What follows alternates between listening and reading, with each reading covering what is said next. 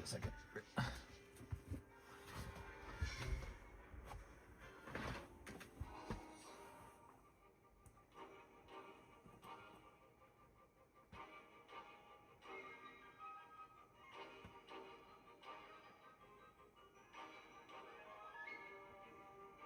All right, we're live. What's up, guys? Welcome to the Sunday night stream.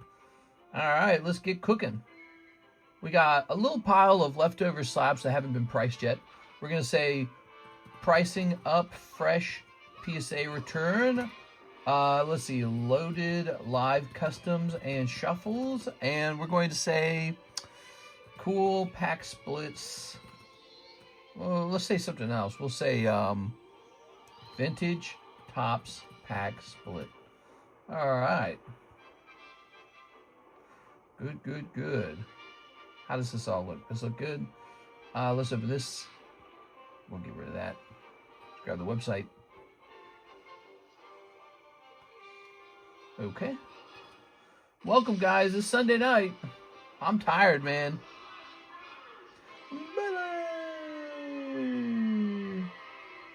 Wow. Every time I hear that, it's so old sounding now. Let's see. So the website's pinned. We're going to go over here and ping the Discord next. I think that's our next step. We're going, doing live for, what is this, Sunday night? Sunday night. Whoa. We got to edit the message.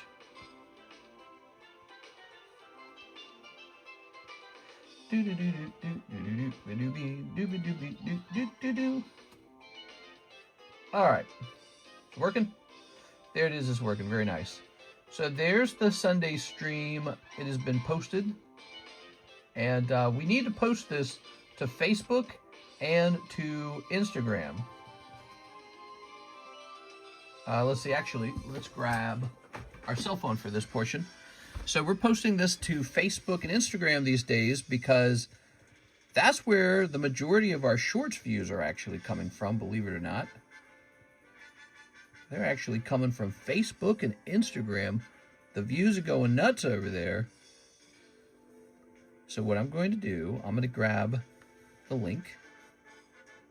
Let's see. We're going to copy this link, and then we're going to head right over here to Instagram.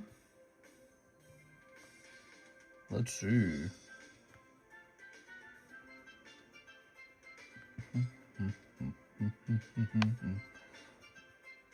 Let's delete this.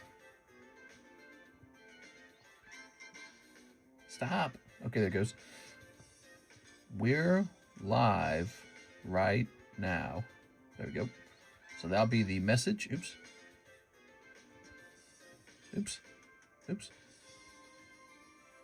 All right, we'll hit paste on that, and then we'll grab the whole message and we'll copy it, and then we'll post this and pin it. Cool, that's been pinned. And we're also going to pin this one as well. All right. We'll hit pin. Now, we're going to head over to Facebook and see what's going on over there, because from what I can tell, it's going crazy over there as well. Let's see. How's it going, guys? What's up, man? We want to be TheCardconomist. And then how do we even look at our own posts over here? Yeah, I don't spend a lot of time over here. Let's see. How many views did this get? Boy, this must have gotten a lot of views. Okay. And can I pin this?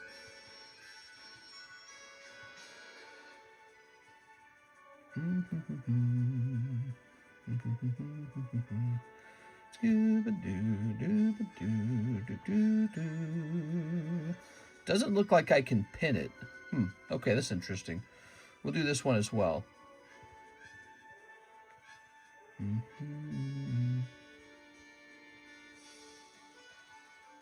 Aha, here we are. All right. All right, cool. So I've posted on Facebook and on Instagram the link to the live stream. I don't know if that'll help funnel new people in, but I think it might. There we go. Let's go ahead and log into the iPad. We're in a horizontal mode, which makes the comment section very easy. Hey, that's my voice. I'm going to turn this down. All right. Good. We got Alex Surge, Andy Man, Jod, Cody Hodges, Don Twinleaf, and Mr. CS Man. What's up, Mr. CS Man? How's it going? New slabs? Nice. My One Piece cards are going up again. Nice. Nice. There's an interesting story tonight.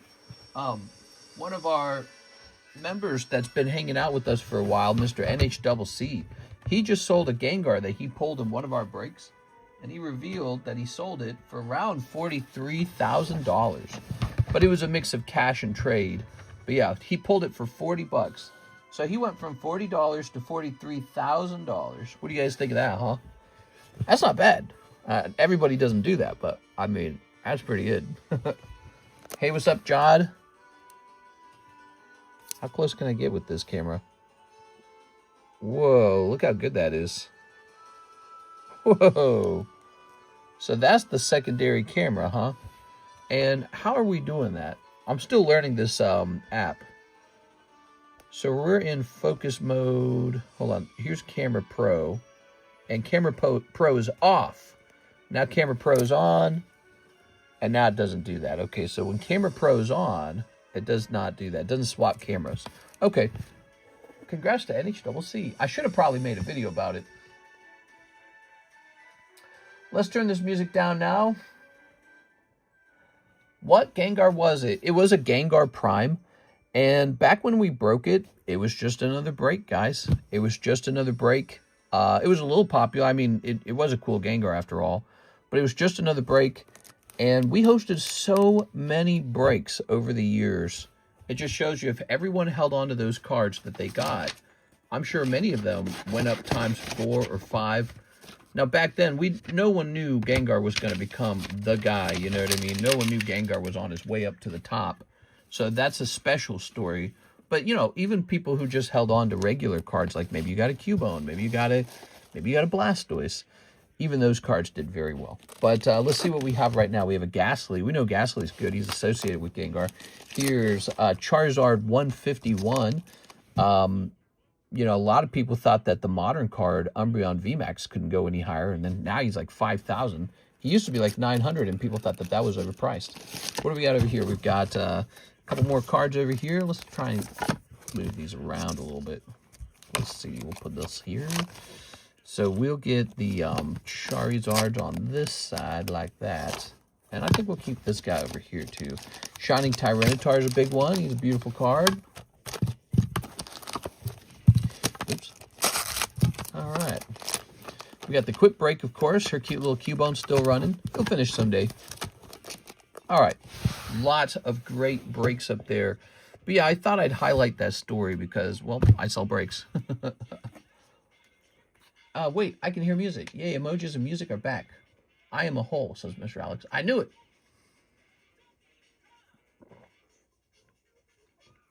Having some cold water here. You know, I need an ice maker. As the first order of tonight, I have a very fun thing I'm going to do. I'm going to take this card right here. Ta-da! And it's going to say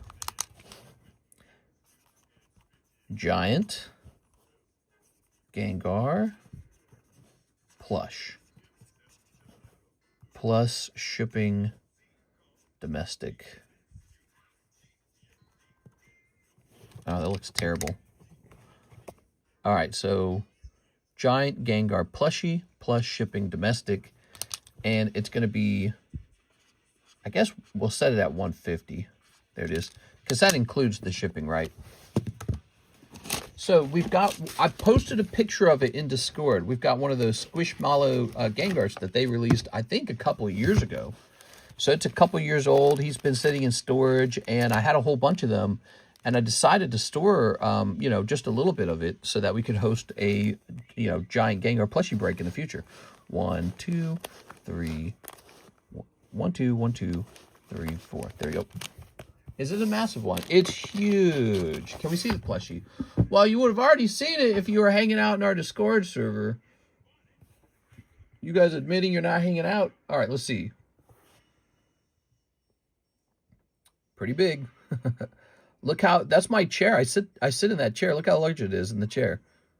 So it's a pretty cool plushie. You can't see it, but the tag is still attached. It's 100% brand new, okay? So it's a nice plushie. And, yeah, just kind of cool. Now, that includes the shipping as well. And that was printed. That's a Squishmallow official Nintendo product. I still have that one. Is that the 28? I think that's what they're called. I'm not sure. Here we are. But we're going to do 150. 150 includes the shipping. And here's the deal. If you don't like it, you can re-roll it down to 125. So this is excellent re-roll fodder if you're not a fan of the Gengar plushies. Ready? All right. So if you're going, well, I don't really want it, or, you know, I don't need a pricey plushie in my home, you can just re-roll it, and it'll turn into, I think it turns into 5 spots on the re-roll. So that's not bad. There we go. All right. Good, he's in. The plushie is in. I remember when Jen tried to pull that one and then people tried to simp. Well, they were trying to snipe it from her too, not just simp. They were trying to, a couple people wanted it. All right, so Mr. Ivan Rodriguez for the 2 gold Mew on Discord in the 9th channel. Ooh, we have a Mr. Ivan order. Here they are. Those are 2 metal Mews. All right, good eye. These are so heavy. There they are. Let's get his name on them. Ivan Rodriguez. Today, I went on a nice Sunday drive with Karis. We went on a drive to another town. It's like a 35-minute drive to a nearby town. It's a small town. And they've got a small Chinese buffet. And we never really liked it, but we're like, let's give it another shot. We go in there, and it still has a terrible feeling to it. Kind of a rundown feeling. And they seat us, and they've got this big tray of crab legs. It's a Father's Day special. So they got the Father's Day crab legs out. Not a lot of people there. It wasn't like packed or anything. It's a large enough building that it could be packed with a lot of people, but it just wasn't packed. So I sit down. I'm a crab leg enjoyer. Actually, I have them quite frequently now because they're not that expensive, actually. If you go buy crab legs at the store, yes, they do cost a lot more than a steak, but relative to eating out at like Taco Bell, crab legs are kind of affordable. It's Taco Bell that's expensive. So I've been eating crab legs here and there, maybe like once every other week. So I sit down, I'm like, okay, we're getting crab legs at this buffet. I sit down, I start eating it, and it just has this awful flavor. Like all the crab flavor is gone. It is a bit salty, but it's almost like it lost all its crab flavor. And then near the end, I take a bite of this piece of crab, and it tastes like straight up ammonia. They're serving rotten crab legs. Bro, I didn't get sick, but yeah, I was like, what is that flavor? What is that smell? And I look it up, and it's like when crab legs are going bad, they start to smell and taste like ammonia. I was like, oh, that's exactly what it is. Mr. Ivan says, photo on Discord plus shipping. All right, so let's take a quick look at this. This is his second order. He wants Pikachu and the Mage. Okay, let's go looking for it. I'm in new. How do I join in on that Gengar? Here we are. Hey, what's up, new? All right, so here's the Mage, Dark Magician. And now we need the Poopachu. Where'd he go? We got lots of 9s back from this recent submission. And it's too bad I didn't submit more cards to them. I would have liked to have had I didn't know PSA was going to shut down at the time. I guess if I was really smart, I could have predicted it, but I didn't. So I sent them a small order. And really, we only got about 70 cards back for ourselves. Maybe less than 70. Should have sent them a full 200 card order. There it goes. There's Poopachu. So PSA's probably got us in a queue now for our next order to be finished grading. And they're probably going to drag their feet because they're probably going to say, we already gave that guy a submission. Let's go work on someone else's submission. Here we are. All right. Beautiful. Do you have any SpongeBob top sets? I have the Topps Chrome set. I have a very expensive SpongeBob from Top Series 2 graded PSA 10. Where do we put that? Is that in the pricey channel yet? I don't know if we put that anywhere. Here we go. Okay, Ivan Rodriguez. I don't know if it's rotating on the table or what. How do I buy into that Gengar Raw? You'll send $23.50 on my Cash App. There it is. All right, very nice. Putting this over here. So that's Ivan Rodriguez's order. Now, he also ordered shipping. I guess my question is, does he want his bag shipped too? Because last time he didn't have me ship this bag. I suspect he would rather have me keep it here. It's a small bag. So let's go get a label. We're going to reset the shipping software. We're heading into Monday, the worst day of the week. The weekend's over. Hey, what's up, Mr. Marius? Mr. Marius is here. We're graced with the presence of Mr. Marius. We have all these wonderful breaks going on. Here's some fun information. This is a trade break, meaning you can just trade junk cards out of your bag to get in here. You can also just buy in here for $5. It's huge. It's a $300 card. So it's 1 in 60. Pretty interesting. And then over here, we have a Charizard that's almost done. He's a 1 in 5 lightning break, and he's just like a holographic Charizard. To be honest, I didn't have to host this break. We could have just put this guy in the live customs, couldn't we have? Oops. Oh, well, we'll do it. We'll finish it that way. We've got 2 out of 5 people in there. Now, we're going to go ahead and say, Mr. Ivan Rodriguez. Okay, and how heavy should his shipment be? I don't know how heavy his shipment needs to be. Let's make it 2 pounds for now. I don't remember the last time he shipped, to be honest. You got to subscribe to his OnlyFeeds. Wait, are you joshing me? No crypto address in the description anymore. My crypto account, which is with Coinbase, it's a personal account, and they realized I'm using it as a business account. So they said, "Hey, bro, you can't use this anymore." That's what they said. They said you can't use this account. You need to update it to a business account.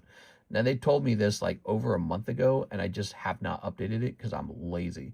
Not lazy, but maybe lazy. I'm a procrastinator. I hate paperwork, I'll be honest with you. I hate paperwork. And so I haven't gotten it done. It's on the list of things to do.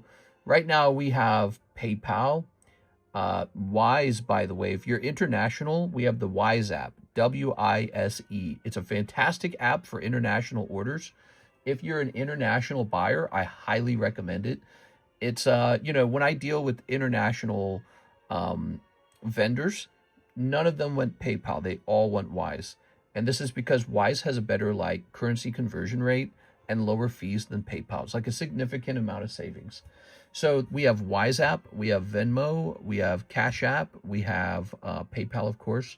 We have the website, which might be able to process your credit card. I don't know if, I don't know how it handles maybe international credit cards or anything like that. But those are all options, okay? I think the website will take Apple Pay. Let's see. Cheese sold all his collection. Law. Did you, Cheese? I'm going to feel bad if you did. You are. It's okay if you did, Cheese. A lot of people did. Dang, dude, it's not giving me the label, man. It's just sitting here calculating the price for 10 minutes. I hate that. Why does it do that? All right, let's jump over here. We're going to let it keep calculating. Let's jump to the next order. We have a Ryan Shapiro order, and he says Ancient Origin Pack Split. Let's see. We're going to say the cheap split. All right. 1, 2, 3, 4, 5, 6. We're at 6 out of 10. Let's get one more. Okay, this is going to be 7 out of 10. You don't know Jod?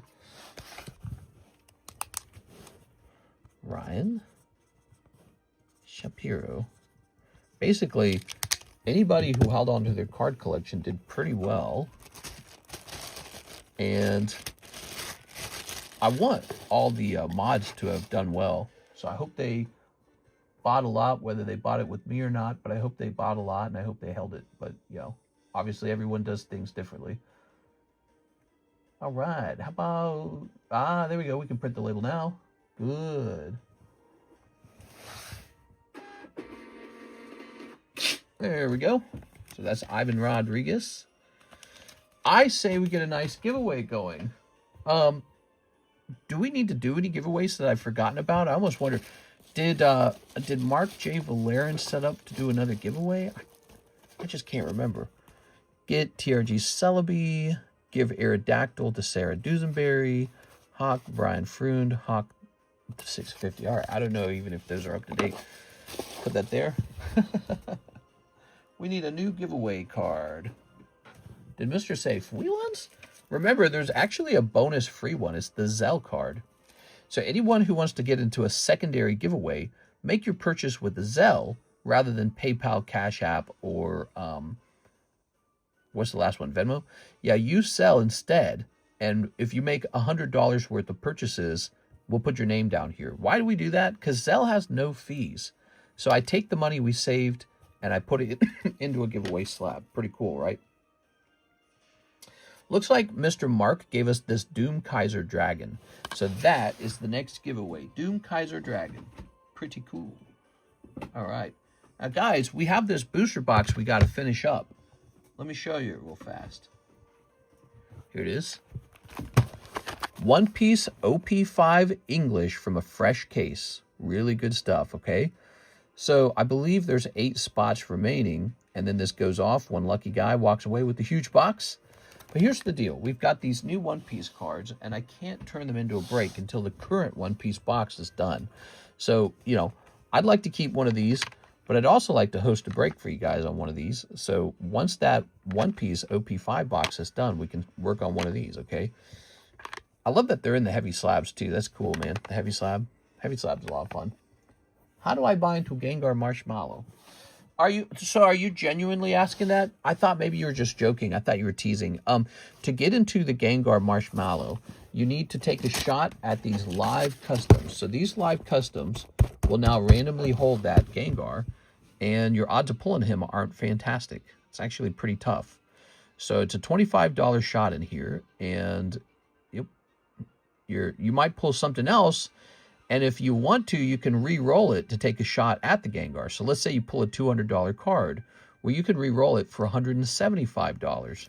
And that might give you a shot at the Gengar Squishmallow. But you might also just lose a lot of money. I thought you were teasing, Cheese. I thought you were pretending to be a new guy. All right. Those are the live customs, Cheese. They're very different these days. Did you know that? So the live customs work on a shuffle. We shuffle them when it's your turn. It's basically a deck split, and then I take 3 from the front, rotate it to the back, you get the next pack, right? And we added another mechanic to it, where if you don't like what you got, you can typically re-roll it. There's a couple cases where that's not true. You can't re-roll certain cards, but there's usually lots of re-rollables. So tonight, we have this beautiful Doom Kaiser Dragon, and he's the giveaway. Ooh, thank you, Mr. Mark. What a generous guy. Things have changed. They really have changed, yeah. The other thing about the live customs is that they are officially $25 now. The top pull is no longer a $300 card. The top pull is a $400 card. And you can even ask to see what's in the live customs. So yes, the gigantic Gengar is in there, but all this other stuff is too. Let's show off all the live custom pulls. Are you guys ready? Cheese, this is actually one of the most singular popular items on the whole menu. We just sell these all week long. So you can pull a Raikou, Victini, Salamence, that's from 2021, Oshawott, Raucous Zapdos 10, Vintage Misty's Tentacruel, that's cool, a different Raikou, that's interesting, Squirtle, he'll probably be re-rolled, Gyarados, that was good. I don't know why someone re-rolled that one. That was good. This one's real good. I don't know why this one got re-rolled either. Here's Victini, Charizard. This is a hit card. Look, it's $350, so it's real close to the top price of $400. So you're hoping to pull this one, guys. This is Poker Squirtle. Nice. Here's a Topps Tentacruel for $100. Scrafty, Yellow Sandslash, Ultimate Spider-Man, another Squirtle, Sealdos Pikachu, EV10. Here's Dark Pupitar. It's pretty cool. Trick or Trade Pikachu, which is genuinely really expensive. Patrick's Fishnets. This is a fantastic SpongeBob meme card. Here's a Raikou from 2018, Lucario 10, Classic Collection Mewtwo from 2023. Doesn't that look amazing? And then this is the most expensive card. It's a simple Topps card, but it's a Series 1 Topps Spearow graded by Tag, and they have like impossible standards.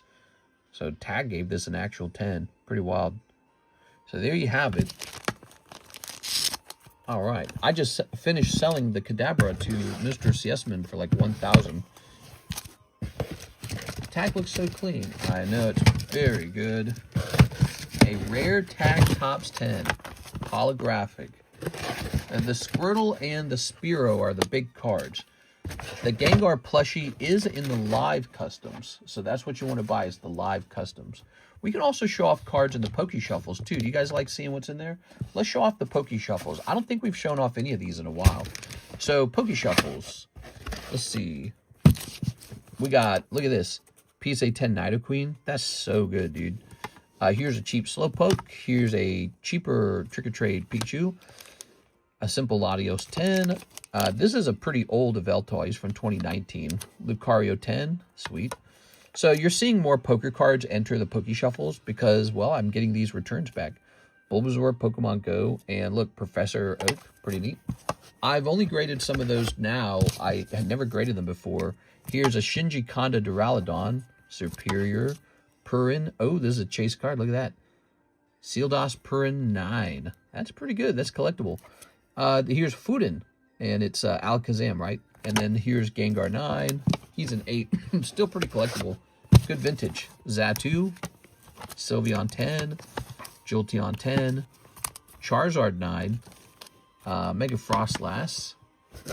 Now, the cap in the Poke Shuffles is $100, so the top pull is going to be like 100.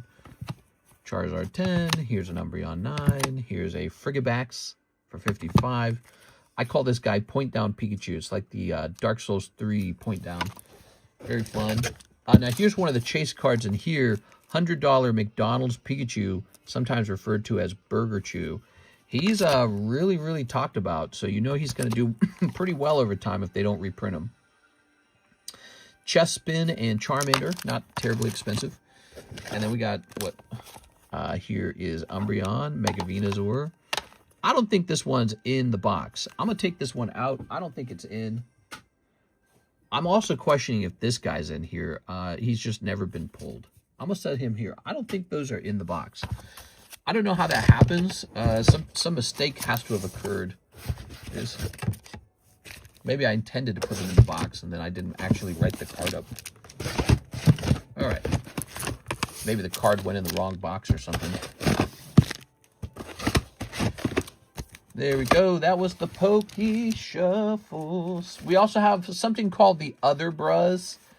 No, the Other Shuffles. The Other Shuffles. Not the Other Bros. Other Bros was a different product I made a long time ago. So here are the Other Shuffles. These work just like the Poke Shuffles, but instead of Pokemon, it's anything except for Pokemon. So we got Gary the Snail 10. Really nice. We got pristine Hello Kitty. It's not my wallet. It's your wallet. Here's a Close Call. Here's Embossed Jackal. Here's a 10 Lord of the Rings Samwise Gagey. Here's Monkey D. Luffy. Here's Destroy It. Here's Broly. Okay, Broly. Big muscle bad guy. Here's another pristine Hello Kitty, double-sided. Halo 1 to the Dome. Super 17. We've got Sabo. Avery Johnson, Path of Exile. We've got Sanji. You can see just how much is in here. It's actually a ton. Look, I'm just going to go through them a little faster. Mr. 3. Zach. Portgas Diaz. Cardconomist graded, 40 bucks. Look at this Sabo. That's kind of cool too, right? This is a promo card. You can't pull that out of the box. It's a promo. And let's see. We got Warrior of Light. This is cool. Super Mario. We're going to get more of those in there. This poor thing got a 9. Doesn't that suck? God, that should have been a 10. Here's Sandy Cheeks, got a 10. Hello Kitty Pristine. Is It Safe? And Qui-Gon Jinn Star Wars. So there you have it. A lot of non-Pokemon cards in here. Really random stuff. The Other Bro costs $5 per card. It's, again, exactly like the Poke Shuffle, but just not Pokemon. Okay. If you ever want to buy a card out of the Other Shuffle, I might entertain that. So if you ever see something you really want, let me know. And then last but not least, we have this box called the Waifu Shuffle.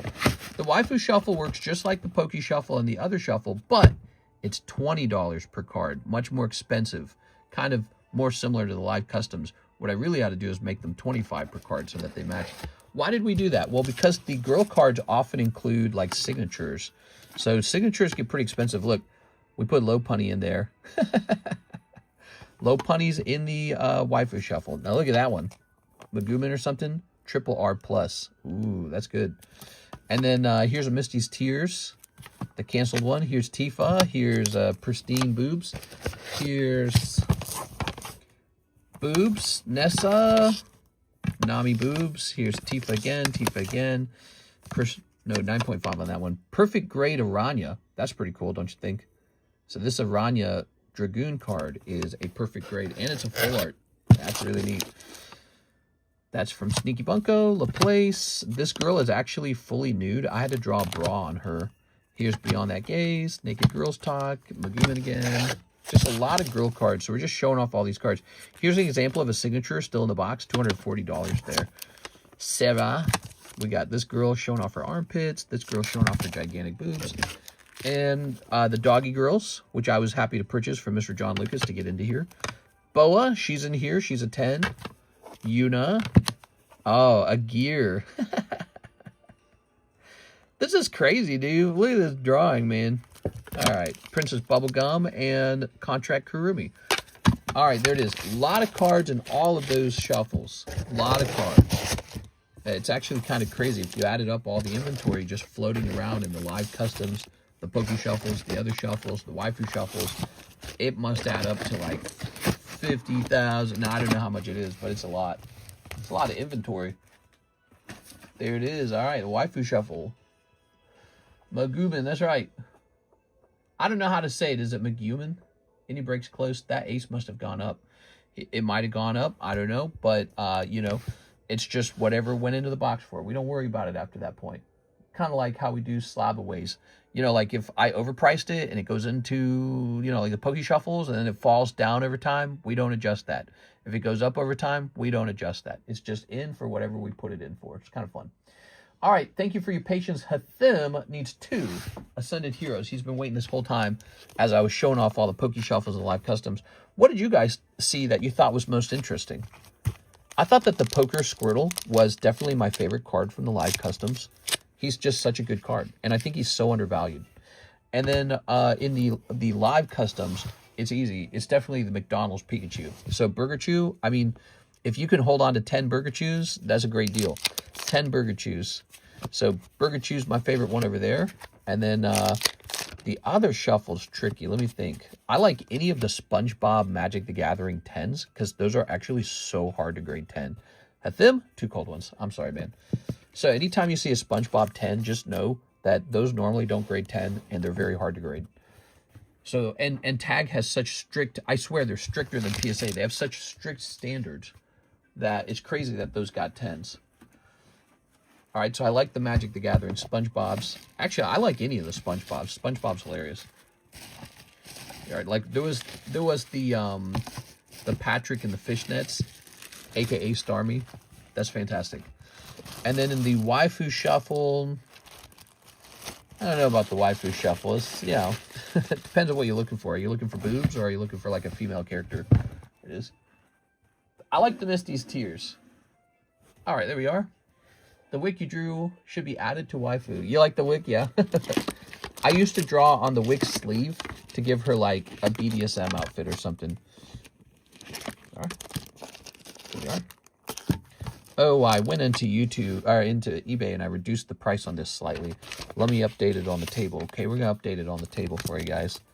So just to tempt people with this one, because I have 2 of them, I made the eBay price a little lower. It last sold for like $700, so I'll do $820 here on the table. $825 on eBay. Of course, on eBay you have to pay taxes too, so that's a good price. All right, try to keep up with that kind of stuff. You paid stamps using your debit card. Ooh. Oh, gross, man. I just took that Wegovy shot. I take it on Sunday night, and it feels like all the food in my stomach is now not digesting. It starts to work a couple hours later. All right, so we have had, I would say, kind of a slow week. Let's see if tonight's going to be a slow night. It is Sunday. Sunday's known as one of the slower days of the week. All right, there's no website orders, no PayPal orders, no ZELLE orders. I think that's ZELLE. And no Instagram. No, not Instagram. I'm sorry. Cash App and Venmo orders. All right, let me clean up this emails No, I got too many emails in here. But throw these away.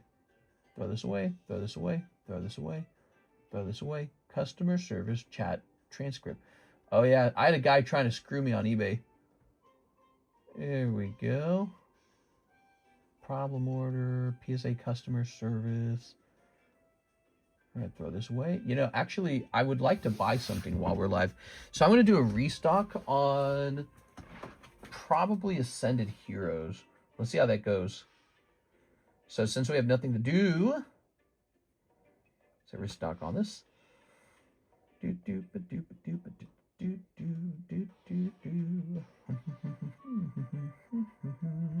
Let's see how many of these I can buy. Does it work?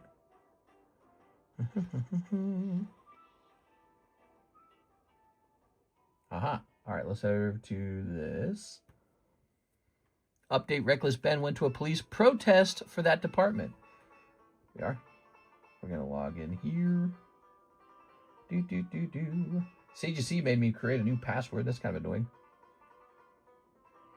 All right, and we're going to hit continue on this. I'm going to tell you guys the story about how this guy tried to rip me off on eBay so that you guys can learn from it so it doesn't happen to you either. All right, grabbing this.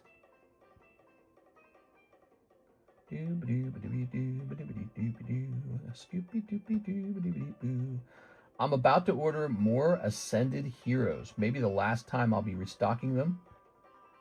We have purchased an enormous amount of Ascended Heroes. We're in a fresh case of Ascended right now. I started it just before the stream went live. My golly, we have purchased so much of this product. It is the product. Gengar, Golden Charizard, Dragonite. It's got Mewtwo's Rocket's Mewtwo, which nobody's pulled. It's got a lot of nice ARs in it, like Team Rocket's Mimikyu as an example. It's got the Trikachu. It's got, what other things? Does it have anything else? I mean, we already mentioned the Gengar, right? It's got so many good cards in it, it's ridiculous. It's got a lot of ARs that were not included in the Japanese set, so it's only in the English set. The Japanese set, you have to buy, you know, the start deck, which was a terrible pull rate for those rare ARs. So, you know, getting it out of the English sets even better for people who actually collect the eBay card or the English cards. All right, here we are. Update, Reckless Ben, dang eBay. So let me start pricing up slabs for you guys. I know you like slabs getting priced, and let's talk about what happened. Basically, I ordered a case of cards that were, I kind of overpaid for it, but it was because I wanted them very early. And so sometimes when a really anticipated set's coming out, I'll buy from a couple sources. And so this shipment arrives, and it was supposed to be for a whole case. And I know I overpaid for it because I'm buying it from multiple people. And, you know, my guy's giving it to me for like almost $500 a case cheaper. But it arrives, and all he sent was one box. And it's so freaking annoying because now I have nothing to sell to you guys. And so I tell him, you know, I was like, great. Now our sales are ruined for the, you know, the next couple of days. And so now I want to return this one booster box from you and get the whole case refunded because you didn't ship the case. So he makes a mistake. He sends me one box. It was supposed to be one whole case, not one whole box. And it just ruins our sales for that day. And he's like, well, you should just buy this box off of me, and then I'll I'll ship you the case. So he's trying to upsell. This guy's like, yeah, actually, I'll let you buy the box from me. I was like, oh, you'll let me buy the box? You're so kind. We just lost maybe like $1,000 in sales, but at least I can buy this overpriced box from you today. And it's not even, you know, it's not useful to me anymore. You know, because by the time he sent the case out, it'll be too late. So I tell him, no thanks. Ooh, this is a pricey little card. So this is going to be about $150. So I tell him, no thanks. I'm going to return this little box, and then, you know, you give me a refund on the case. And he provides like a FedEx label, and I tell him I don't have a FedEx. So I tell him I'm going to print a USPS label at my cost and ship it out to me. He says, okay. So I open a return. He has to accept it because he shipped the wrong item. He does, you know, he doesn't really argue too much with me, but he doesn't exactly sound like he cares much or like he's apologetic. You know, he's not like, oh my gosh, let me get this better for you. Let me get this right for you, man. He's not, you know, he's not that type of business guy. So instead, I'm shipping it out at my cost to him on the return. It's a eBay return, right? And it arrives, and he just decides not to refund me. He's just going to keep the money, I guess. Like, he's had it for like almost a week, no refund. I finally reach out because eBay's like, you're running out of time to ship this to this guy. Remember, I didn't use his FedEx label. And there's a reason for that. It's because we don't got a FedEx. We don't got a FedEx where I live. I live in a rural area. We have like a Dollar Tree store that allows you to drop off FedEx boxes. That's it. So, you know, I tell him, and he's like, oh, well, you didn't use the FedEx label. What? I told him I was using the USPS label. I took a picture of it. I took a picture of the box. He said, you know, thanks when I showed him, you know, the USPS label. So I think this guy was going to pull kind of like one of those moves where you go, oh, actually, I never received it. So I think he was going to pull one of those on the return, because that's happened before. I've had that happen before, where people get real skeevy about, you know, returns and such. They go, well, I don't know. On eBay, it says you haven't returned it. I may have the box in my hand right now, but on eBay, it says you haven't shipped out the tracking with the FedEx. So I had to, because there was only 1 day left to the return, I had to get in contact with eBay. And it was horrendous getting in contact with eBay. I swear the whole ordeal took like 45 minutes because eBay fights you now. It lies to you about getting in contact with a real eBay help desk person. You get the stupid AI bot. You can no longer get access to their phone number. It used to work that way, but no longer. You get their stupid AI bot, and it gives you totally not useful advice. And then you have to beg it to let you talk to a real person. But here's what it says when you say, I need to talk to a real person. I need to talk to a live help desk, da-da-da-da-da, right? No matter how you phrase it, the AI bot responds with, I'm sorry, live service, you know, live help is unavailable right now. So it told me that like 5 times in a row. And I was like, I can't believe it. They've gotten rid of their help desk. That's what I'm thinking, right? I'm like, I can't believe it. It's all AI now.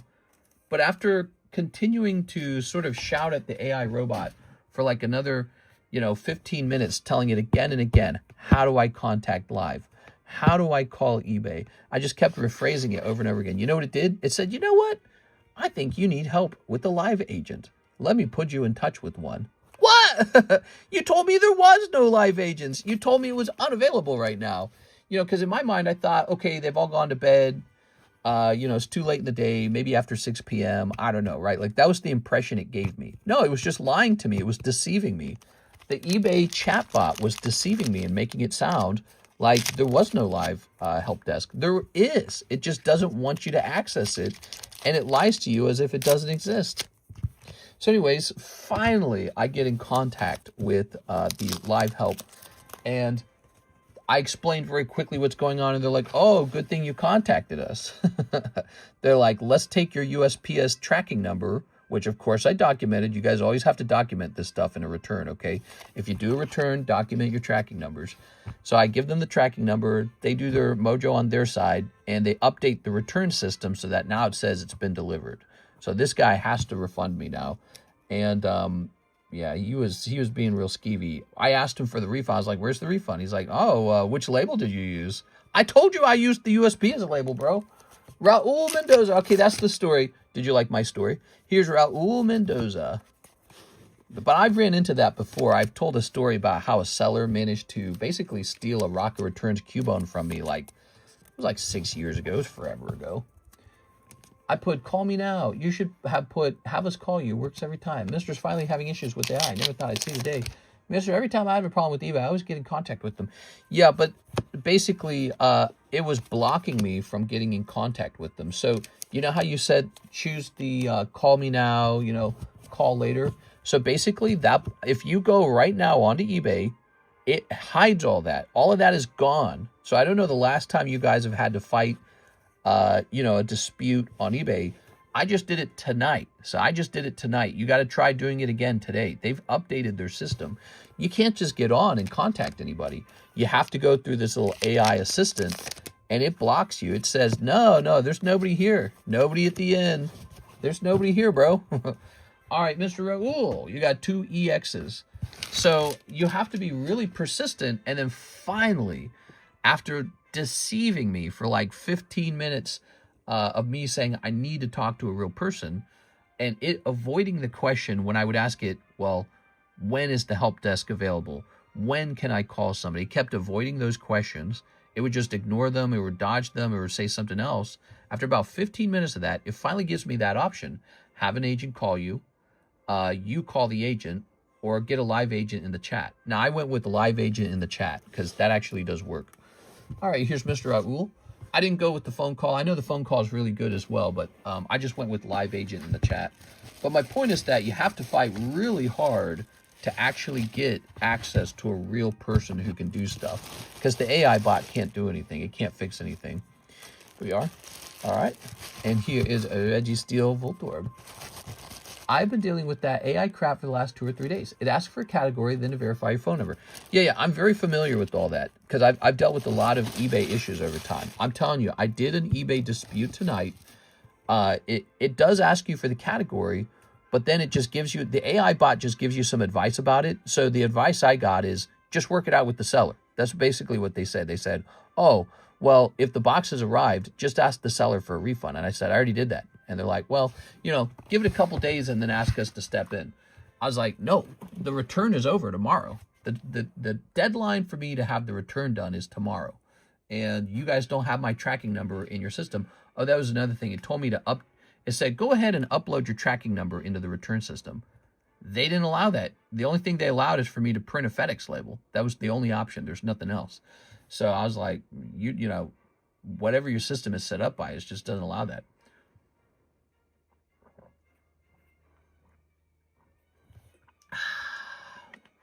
All right. You have to spend a lot of money with eBay to get a live agent. Oh, I spend a lot of money. They still don't give me a live agent. Or maybe you're talking about they don't do a live agent on a particular order unless it's really, really expensive. I don't know. But the order, it wasn't exactly small. It was a whole case of cards. So it was a big one. I don't know what's considered big or small these days. Who knows?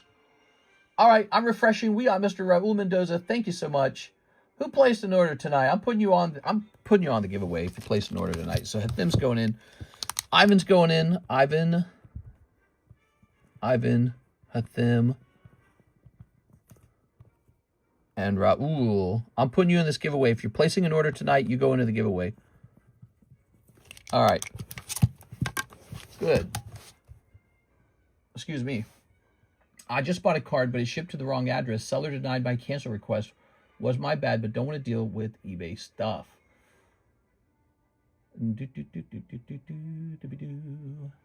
Well, you would just tell the seller what your correct address is, I would think.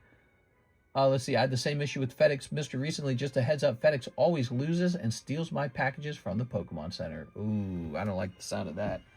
I don't like the sound of that. Here's a Wario. The Wario is actually supposed to be paired with another guy known as Waluigi. All right, Waluigi and Wario. What's cool about this pair of poker cards from 2010, which is, by the way, 16 years ago, what's cool about these guys is that they're both ace cards. So, you know, that's like the high card in poker. So Wario, ace of spades, and Waluigi, ace of clubs. Super cool. These can be purchased together. We can all live together. All right, let's see.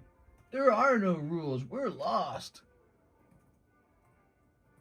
Things aren't the way they used to be. All right, I don't see a Wario. Let me check Waluigi online.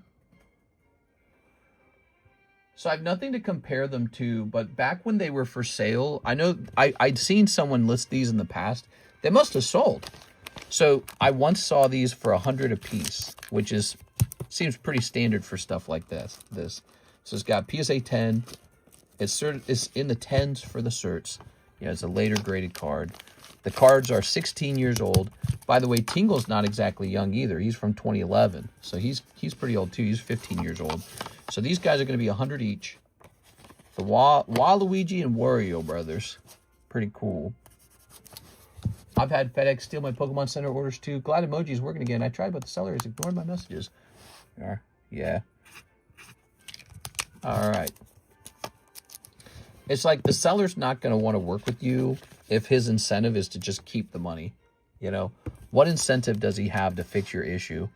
For him, if he does nothing and you go away, he just keeps your money. So that's how the whole world works, by the way. No one's going to help you with your problem. You got to fight. You have to fight tooth and nail.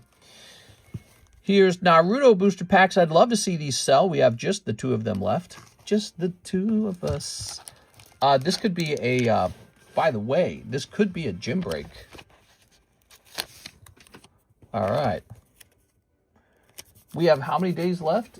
3 days left to work on your gym break card. That's it. There's 3 days left. All right, there it is, Naruto. So that could be a little mini gym break. Let me show you some other potential gym breaks. We've got this beautiful guy and this beautiful guy. So these are all ready to be gym breaks. If you join it, I'll advertise it aggressively until we find another person. Naruto pack for 10 bucks. Disney Blau for 20 bucks. Weiss Marvel for 30 bucks. All right, so we do have some interesting gym stuff. I actually was cleaning up and I was listing a couple like booster boxes on eBay of like stuff that just sits around all the time. And I ran into this guy. I thought we were sold out of these Pixar packs, but we actually have one more box. So let's see what a Pixar box is going for. Weiss Pixar booster box. Now, I do believe this contains Toy Story right now, which might be kind of a hot brand, considering, you know, Toy Story 5 is out, so that might be a good brand right now. But so it looks like there's one on eBay for $65 plus $7 shipping, so about 70 maybe about 70.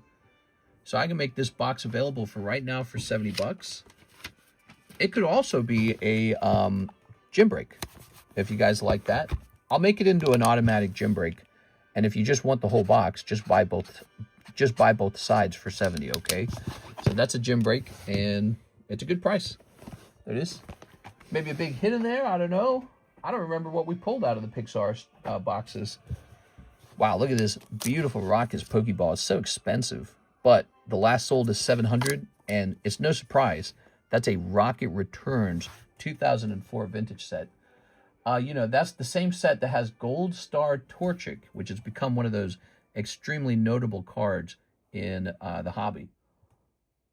All right, we have Eddie Mendoza. He says, 1 live custom. You got it, 1 live custom. You ready? Okay. A 1, 2, 3, and a 4. Good luck, Mr. Eddie. 1 cold one, you got the rat. He's got the teeth. Oh, so you want to mess with the Squeak Squad. Squeak! Let's see, Mr. Mendoza, you want to keep the card? I don't know if you want to keep the card. It's just a common. Do you have a bag? Oh, you look like you might need a new bag. I'll go ahead and put this in the bulk pile. I didn't see a bag for you. Only alpha males have rocket balls. Anything Team Rocket does well. Speaking of doing well, here is a pretty affordable Pokemon poker card. If you, ooh, it's got the Pichus on the back. So this is Gold Part 2 spinner rack. That's nice. All right, Gold Part 2 is typically a premium because it's more rare than the regular gold. Let's see. This is a Pop 5 spinner rack. Just a nice clean spinner rack. And he was printed in the year 2000. He's genuinely as old as the Neo set. This was printed at the same time as Neo. See, you guys are getting exposed to new cards you've never collected in your whole life. When you were a kid, you didn't even collect these. So, you know, it's cool as an adult going after the nostalgic stuff. But it's also cool that you get to look into new stuff that you never thought of collecting before. You know what? I set this by default to 100, but let me go actually look up if there's a spinner rack. There might be one. Spin a rack. You have to be a crazy guy like me to grade spinner racks. Wow, there is a spinner rack. The cheapest one's $200. That just seems too expensive. I get it, though. I get why they're asking that. Because, again, if that was... Okay, so hold on. Let's see. I'm going to stick with the 100. So the cheapest one on eBay is $200. But we got one for $100. We're like $100 cheaper than eBay. Pretty solid, I'd say. All right. Calling Head Squeaker 6. Let's see. You mess with the Squeak Squad, you gotta get the teeth. Here's a Flaffy. Ooh. Lovely Flaffy, also from Gold Part 2. I could put the pops on the front of these cards. They're all super rare. Would that, you know, I think when a card's really rare, it helps to know. So with the Spinnerack, he is population 5. Okay, just 5 of those. But let's get some of these other ones too, because you should be aware that these are not super common cards out there. All right, so Spinnerack's from 2000. That's from 2010. And oh my gosh, this Wario is pop 1. So you're looking at the only one. I did not know that little detail. I said that I'd seen these for sale on eBay. Maybe I was thinking of something else. So there's Wario. Maybe the Waluigi was the one that I saw. Let's see. Waluigi. If he's pop 1, there's no reason why I shouldn't list this on eBay at the same time. All right, Waluigi's also pop 1. All right, Waluigi.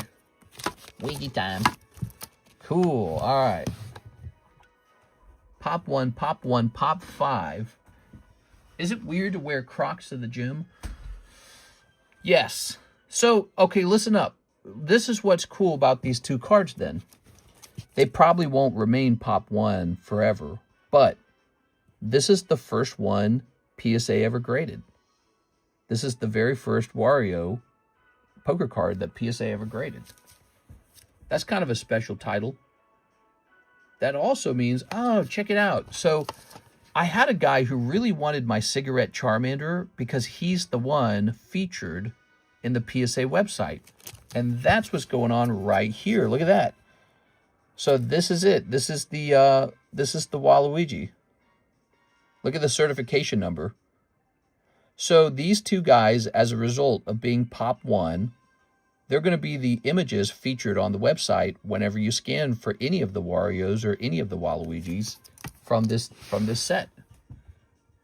I never thought about that before, but a buyer made me aware of that because he wanted the Charmander just because of that. He's like, well, your Charmander's the one on the PSA website.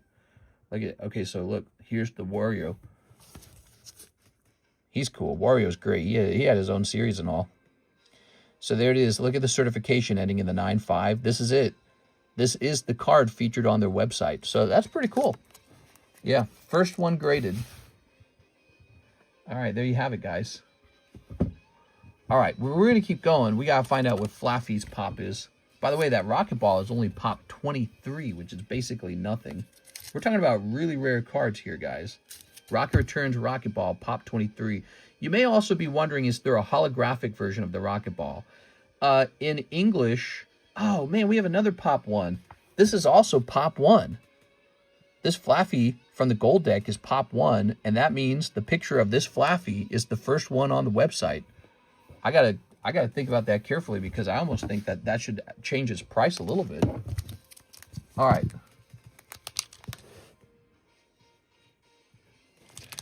I mean, that's pretty cool. Like I said, the one guy wanted to pay more for the Charmander because he wanted the one featured on the website.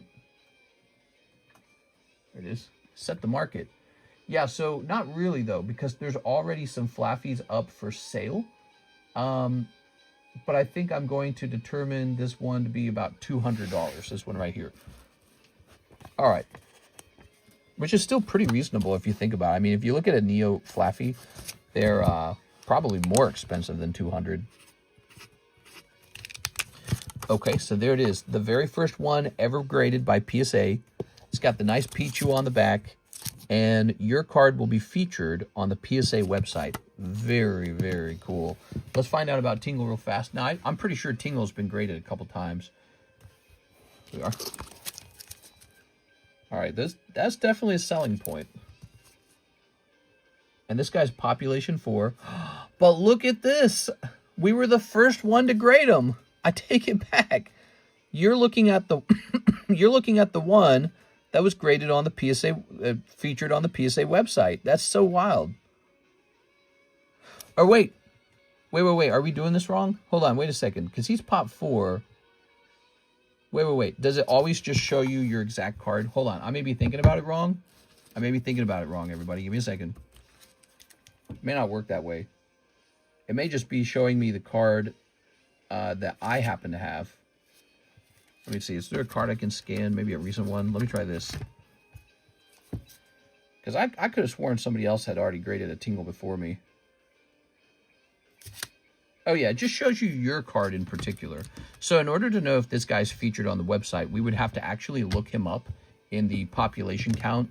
And they tend to take a picture of the first one graded, and they hold it there on that web page. But yeah, obviously, if you just scan your own card, you're going to get a picture of your own card. Okay, I was getting too hyped for this one. All right, so let's put a 4 on this. All right, so he's popped 4, extremely rare. And that's the first Flappy ever graded from Gold Part 2, the first Waluigi ever graded, and the first Wario ever graded. Pretty dang cool on those other ones. We need President Dwayne Elizondo Mountain Dew Herbert Camacho to save us. That's right. Pretty soon we're going to be spraying Gatorade on the plants because it quenches their thirst. Let's see. I think in that movie they were using Gatorade. Oh, you just said that. All right.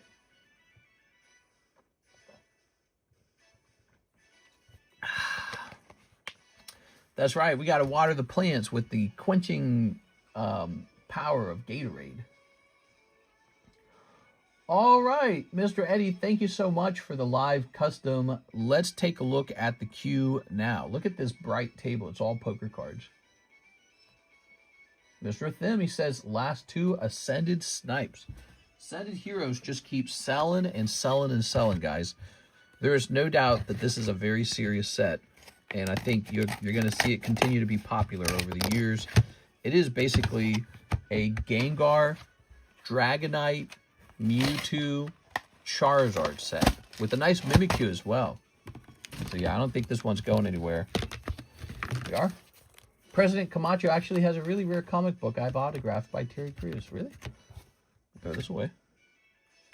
I did watch Idiocracy. It was kind of fun.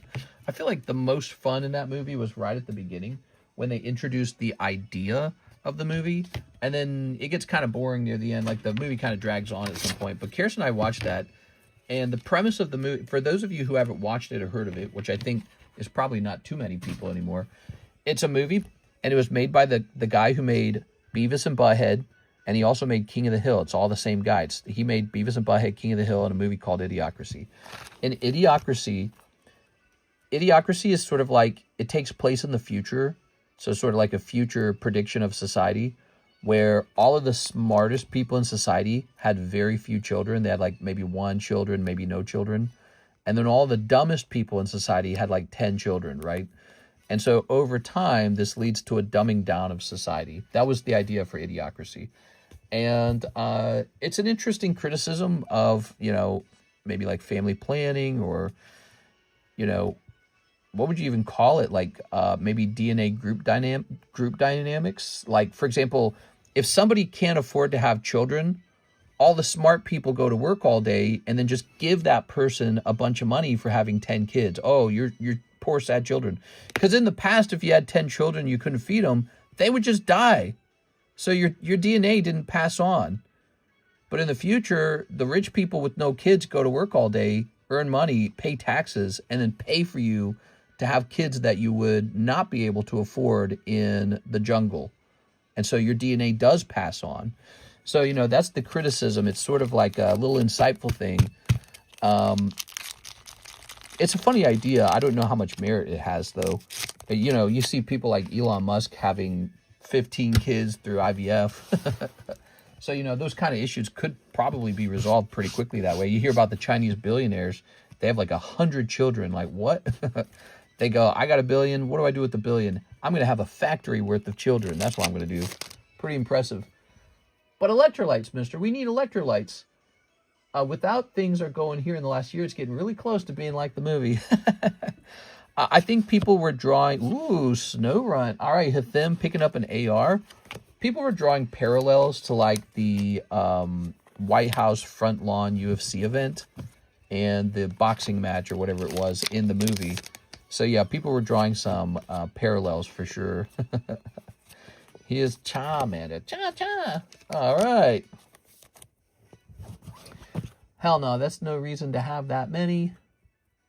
Let's see. Do I get on the giveaway for the order tonight? Yes. Yes, you do. Yes, you do. Here we are. Sorry, I forgot about that, actually. I'm glad you reminded me. All right, I never forget things, actually. They call me Mr. Never Forgetty. Here we are. Yeah, the movie Idiocracy kind of suggests, like, people who are really, really dumb have no control over their sexual habits, over their, like, family planning. So it kind of alludes to the idea that when somebody's totally out of control and has very low impulse control, they do end up with a lot of children. And what would normally happen if you're this person with, you know, maybe not very smart, obviously the movie touches on the concept of being low IQ. So if you're this low IQ person with poor impulse control having 10 kids, in the jungle, your kids would just die because you couldn't take care of them. But again, in the future, everyone has to take care of your kids. You're virtually required to. You're not allowed to let kids die anymore.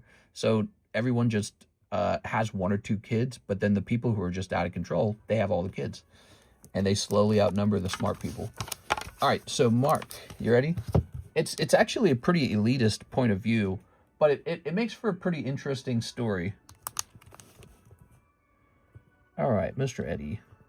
You know, my family was a large family. I had 11 brothers and sisters, and so here I am today.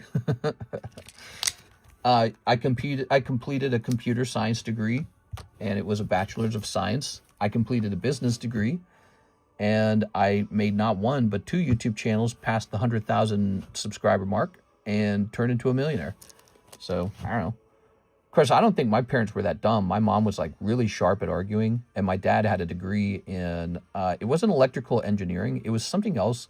It was called, like, electrical circuitry or something like that. You know how, like, when you work with redstone in Minecraft, there's, like, NAND gates and stuff like that, which is also a subject in computer science. So his degree specializes in the subject of that electrical wiring. And so he has a bachelor's in that. And his brother, my uncle, he actually has an electrical engineering degree. So let's see. My mom didn't get a college education, though. She had 11 kids. Here's Javier Arroyo. 1 ascended, 1 live. Custom. All right. Win. Hell no, that's no reason to have that many. All right. Let's snip this beautiful boosty pack for our friend Mr. Javier. So we have the usual guys, Javier and Hathim. Thanks, guys. How's it going? Here's Glass Trumpet, Kilo Wattrell. It's a late night Sunday stream. I'm not expecting too much. Sunday streams can sometimes be really slow. Everyone's already blown their load over the weekend. You know, they've already spent their money. And so Sunday's just kind of a day before it's time to go to work. People are going to bed for like, you know, they're going to bed for Monday. All right, let's get that live custom. They're going to bed for Monday. If you place an order tonight, we'll get you in this Mark giveaway, okay? We need rehabilitation. What? 1, 2, 3, and a 4. All right. 1 cold one. We got Scallopede here. Wow. Scallopede.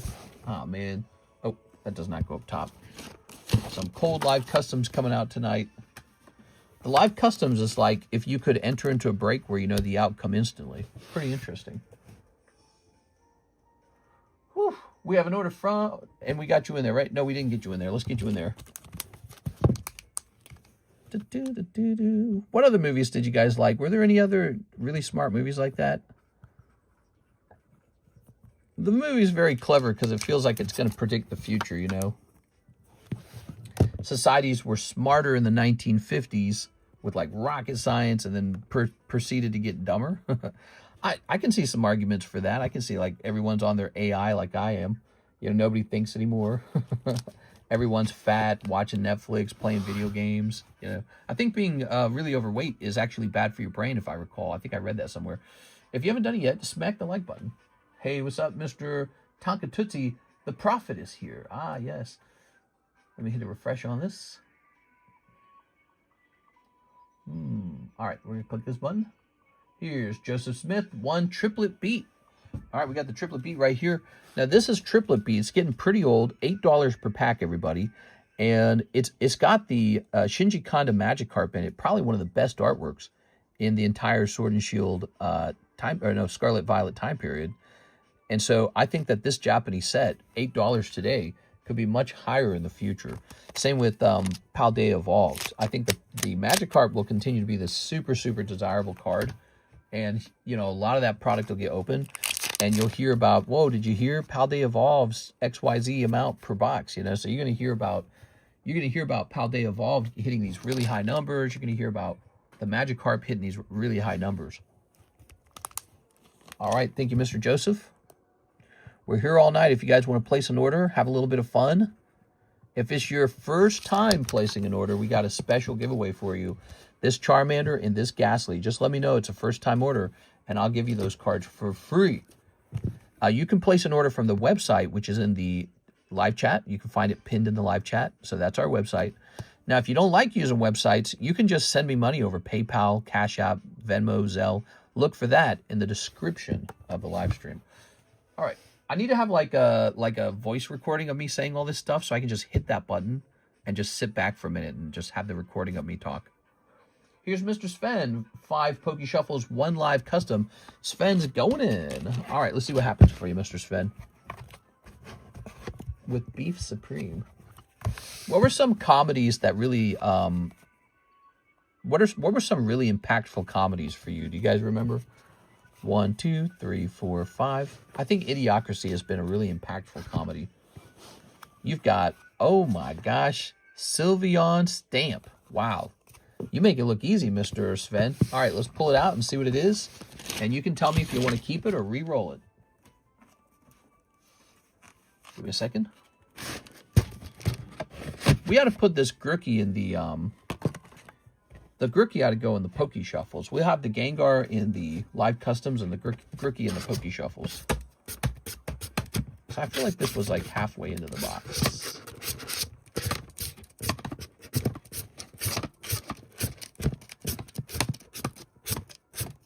Here it is. So it's a $65 card. It's from 2025. It's the Stamp Sylveon Reverse Holo. Spaceballs was funny. Yeah, it was pretty good. I think they're trying to make a Spaceballs too, aren't they? Ooh.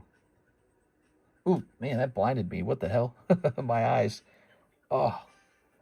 I'm going to give myself a headache doing that. You need a soundboard. Yeah, I know. Keep it? All right, good choice. I think most people would have kept that one. That's a good snipe.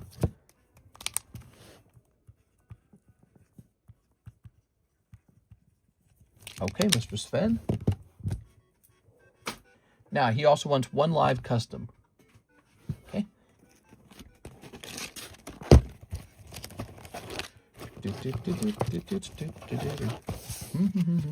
1, 2, 3. 1. All right, let's see if you get super lucky on these pricey live customs. Oh, Mr. Sven.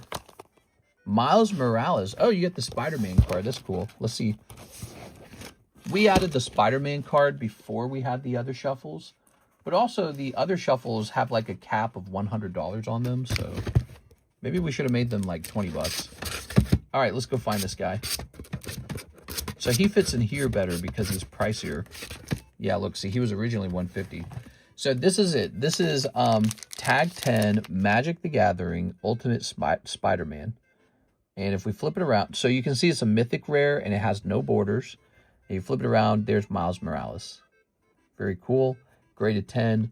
Now, this one's been re-rolled a couple of times. So if you re-roll it, you're going to get $75 on the re-roll. So let me know if you want to re-roll it. Billy Madison. Billy Madison. I'm trying. Is that the one where he was going to? Is that the one where he was going to inherit a bunch of money? Nice, keep it. All right, you're clever. You know why you're clever? Because you just keep your pulls. Yeah, I see people re-roll these and just miss terribly. There it is. If you've already hit, just keeping the hit, it's not a bad situation. Now you got a card. It's like a guaranteed thing. There it is. All right, so that's Mr. Sven. And Sven, because we're giving away a spot on this giveaway for each person tonight, you go here. Here you go, Sven. It's kind of a slow Sunday night, and so we're just handing out free spots to people who place orders. Back to school to prove to Daddy I'm not a fool. Here's Eddie Brock for 200. Wow. But it's the Venom card. Whoa, doesn't that look cool? Boy, they could have made this the front of the card. Dang, dude. I'm so sad that didn't get a 10. Here's Low Punny 9 for 75. I got a Pokemon Batman. Here's Counterspell. I literally only grade the Low Punny because of that Batman and Joker meme. Here's Machamp Green Deck for $400. Beautiful card. That's a big card. All right. Ah, heck, let's rotate out of this too. Let's get something in the middle. Raichu 9 for 75. I got my lunch packed up by my... my shoes tied tight. I hope I don't get a fight. Oh, back to school. Oh, I don't know that song. Here's, it must have come from the movie, huh? Billy Madison. Now here's Mr. Eddie Mendoza. 1 Black Bolt pack. Ooh, those are pricey. Those are real pricey. I just got a restock of the Black Bolt in. So here is the Black Bolt. Ta-da! Don't forget to like the stream. All right. Ooh.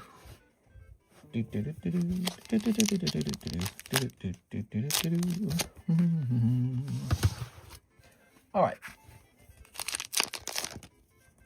Snavi. Melouetta. Alouetta. Juncta. Alouetta. Okay. Still 8 spots in OP5. That's right. That's right. We either need some new guys in here or somebody who's already got a spot's got to buy a second spot. You know, if you guys want some of these breaks to move faster, do me a favor. Recommend me to a friend. Recommend me to somebody who you know likes to open Pokemon cards or likes to be in breaks or splits. So you recommend the show to somebody who you think might enjoy it. That person could end up being in a lot of those breaks, and it could really change the speed of the breaks. Here's Eddie Mendoza. All right. So this needs to go into a fresh Eddie bag, I suspect. Are we getting a fresh Eddie bag? Put that there. Here's Eddie Morales, Edward Shelton, Edgar Gonzalez. Who is this? Eduardo. Efren Arriaga. Is this expired yet? No, that's not expired at all. It's not even slightly expired. I thought there was somebody in here who was going to have an expired bag. So let's get you a fresh baggie. All right.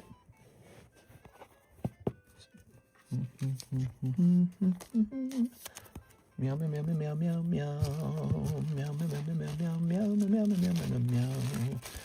Put that there. All right. Oh, I know what's going on. Your bag might be in box 3 if you have a bag. That's what's going on, isn't it? I'm so silly. Because I call you Eddie Mendoza, but your name is spelled with an R. Here it is. Oh my gosh.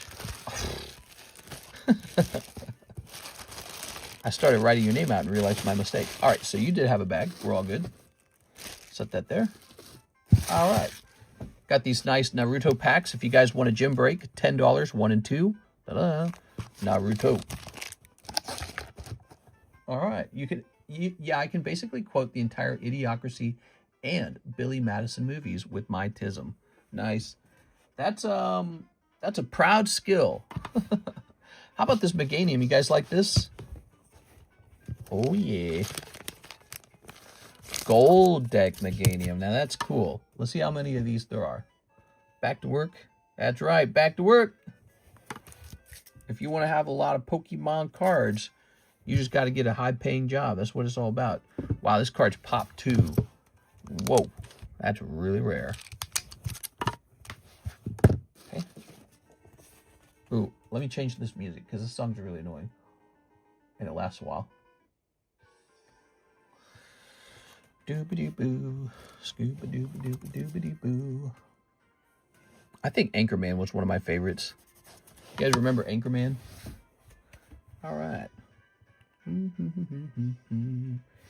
Anchorman, Austin Powers. I, too, like to live dangerously. Sir, I suggest you hit. Okay, let's see. There you go.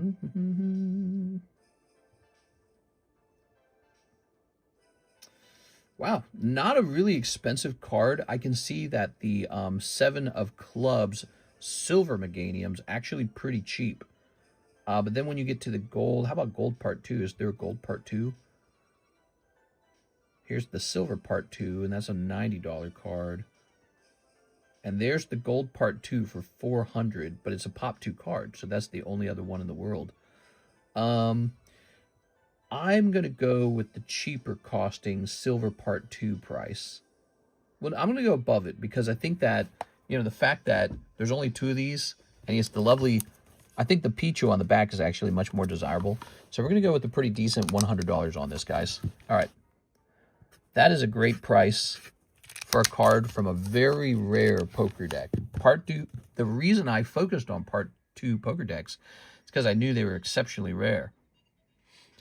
All right, I'm back at work too after my 3-week paid vacation. Ah, that sucks, man. Dig says, say every Scarlet and Violet gets a heavy reprint in 6 months because of the new factories. What set are you putting your money into if they all crash? Oh, Scarlet Violet? Well, I mean, if they reprint Destined Rivals, I'll buy like 10 cases of that. Love it. I never get tired of that set. Destined Rivals, probably. All right, so here's Mark J. Valerian to pay off the Dragonite slab away. Oh, yeah. So Dragonite's all done. We're going to jump over here. Slab away. Mr. Mark. We call him Mark the Generous. Tonight's giveaway is Mr. Mark's card. Mark, look, you had donated this card, and I hadn't started it as a giveaway yet, see? So it's this Yu-Gi-Oh card. All right. So that Dragonite's completed. All right. So you guys can thank him for all these giveaways, including tonight's giveaway. Let's go get this box. Tommy Boy was better. I watched that. I had a girlfriend who really liked Tommy Boy, and I just didn't get the humor. It didn't work on me. Let's see. She was like laughing her head off, and I was like, we're going to break up. This one's not a match. There we go. It was okay sometimes. But, you know, I didn't like the actor, the big guy. Chris, was his name Chris Farley? What was that guy's name? He was originally cast to play the voice of Shrek, wasn't he? And then he died of overdosing, right? Like, did he overdose on cocaine or something? I don't remember. But he passed away at a young age, and he was a pretty well-known SNL comedian who had then gotten popular in a couple movies. Chris Farley. Yeah, Chris Farley. So Chris Farley, he had a lot of energy. He had a lot of physical comedy. But, you know, that stuff just doesn't work on me that much. I like comedy that's, like, unusual or weird or, like, maybe very thoughtful or something. His sort of, like, high-energy comedy just wasn't doing it for me. He was in that one movie, what was it, like The White Ninja? That was kind of funny. That's really old. That was like Eddie Murphy and him. All right, let's see.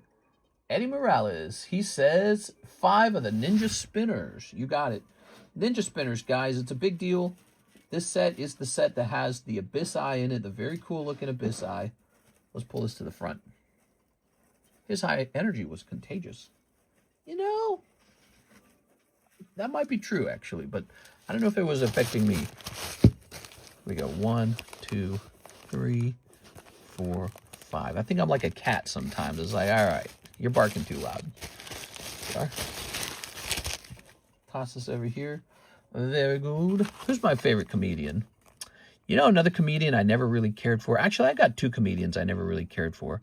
Jim Carrey, because his whole trick was just like, he moved his face around a lot, right? Like expressions. He was very expressive. And Ace Ventura was good, and what else was he in? Oh, Dumb and Dumber was amazing. Actually, Dumb and Dumber is his best movie. It's legitimately pretty funny. The writing's very funny. So you're saying I have a chance. Just when you go... what was the quote? He says, just when I think you can't get any dumber, you go and totally redeem yourself.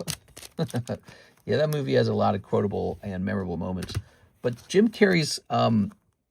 his whole, like, he just does a lot of wild expressions or whatever. I don't know. There's something about that just kind of, like, pisses me off at some point. I get like, all right, stop it.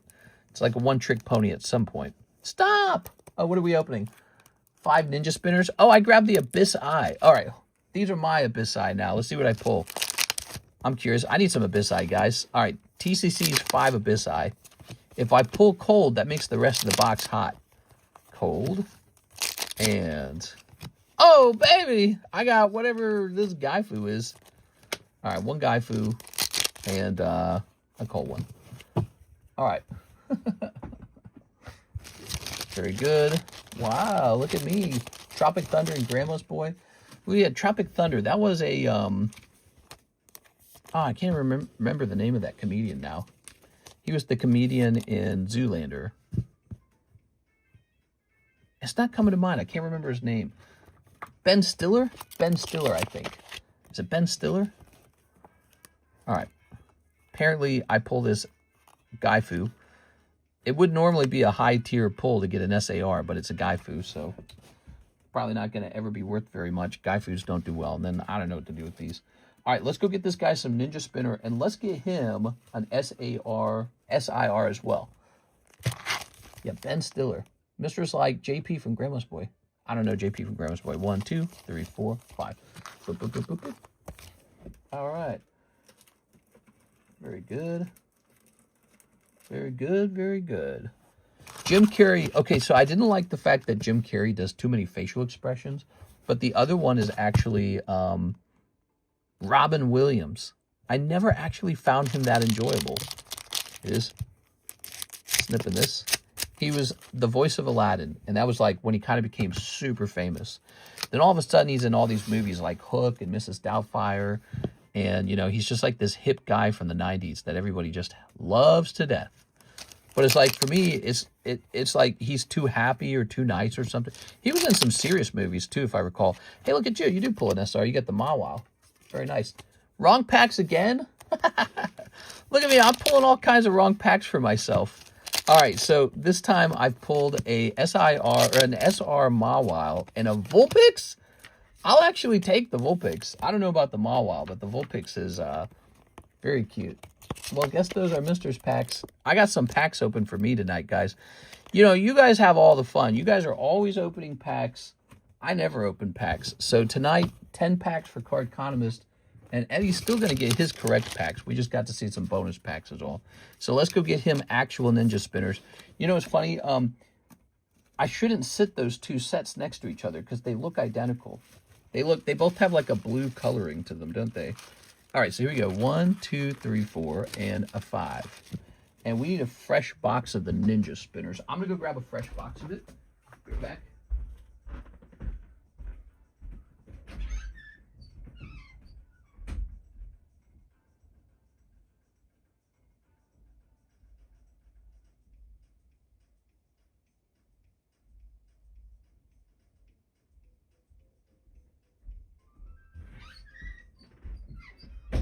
All right, here we are. There we go.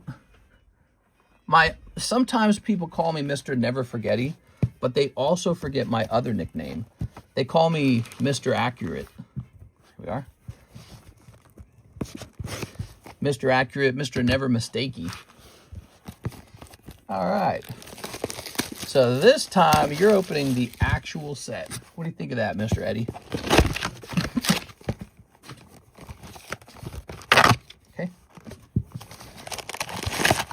Sometimes I go by Mr. Never Forgetty. Sometimes I go by Mr. Never Mistakey. Just some old nicknames of mine. Don't know why they came up with those nicknames. All right, we restocked this. Let's not store two blue Pokemon card sets next to each other because I'm just going to do that again next time too. Let's store this, put it right here with the Paradigm trigger. All right. So that's good, because I saw it and I reached for it, and then my brain didn't register that I grabbed the wrong ones. It said, oh, good, you got them. All right, Eddie Morales. Snipping all that.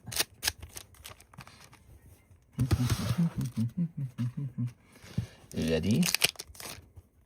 Ooh, you got this guy with the sideburns. All right. You got Mr. Sideburns. Oh, you got Chespin. What's his name again? Mister, put a sticker on the top of the bag. You know, I really ought to do that, too. That's not a bad idea. I've been doing that with some of the bags for individual people, where I put their name on the top, and that actually helps, too, out here on the table when I'm just locating bags. So you got a good Chespin. That's pretty good. I like that Pokemon. Sort of. Not really. All right. Okay. With an E, huh? You're going to be right over here.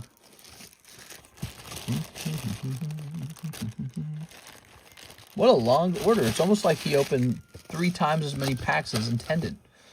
Let's get you in here as well. I didn't forget to add you to this, Mr. Eddie. How does that feel? Okay.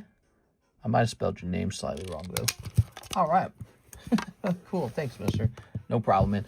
Let's get a little rotation on these slabs. We got Miracle Fairy 9, Oshawott 9. So many 9s, guys. Pikachu 10, and Tyranitar 10. You got to appreciate the 10s, guys, because they are scarce sometimes. They are not that common. All right. Got a little Mickey Mouse from 1935. You guys ever take a look at this? Is this like cracked or something? It almost seems like the slab is stressed, but it's not. This is not a crack. It's like an internal crack. Yeah, I don't know how to describe it, but like internally the slab is kind of weird. Maybe it is like a crack or something. Maybe it got roughed up or something. I don't know. That's not on the surface. Whatever that is, it's not on the surface. It's like underneath it. So this is a 1935 Mickey Mouse bubblegum card. And it's very vibrant, which usually isn't the case. They usually aren't this vibrant. It's also at a very fair price of about $200. And the back of the card is mostly good. A little bit of stickiness splotching right there, but most of the back of the card is good. I actually think a PSA 1 on this is a pretty low grade. Seems like it should be regraded. All right. I've definitely seen some PSA 2s and 3s that quite literally look way worse than that. What's next? We have no PayPal orders. Let's check the website. And here's, ta-da. All right, that's it. We're out of orders. We're an hour and 30 minutes in. Let's start refreshing these slabs. If you place an order on this lazy Sunday night, we got a free spot for you waiting on our giveaway slab tonight. So do that. And then let's start taking pictures of these 9s and getting them off the table. So we got a Gengar 9 sticker. What was that? Ooh, something made a loud noise. Probably the monster. Here's Voltorb. And here's... What do you guys think of this Luzamine? $500 All-Stars Collection Luzamine. I don't know, man. Maybe that should go up on eBay. You know, I've been thinking about listing one card on eBay every single day. And just keeping them, you know, in dual spots on eBay and on the table. Wow, that's cool, man. That looks great. Oh, but we need a 9. Here's a 10 as well. Do we have a 9 somewhere? Here, the Eddie Brock. The Eddie Brock will do it. All right, we got a group of 9s. Good.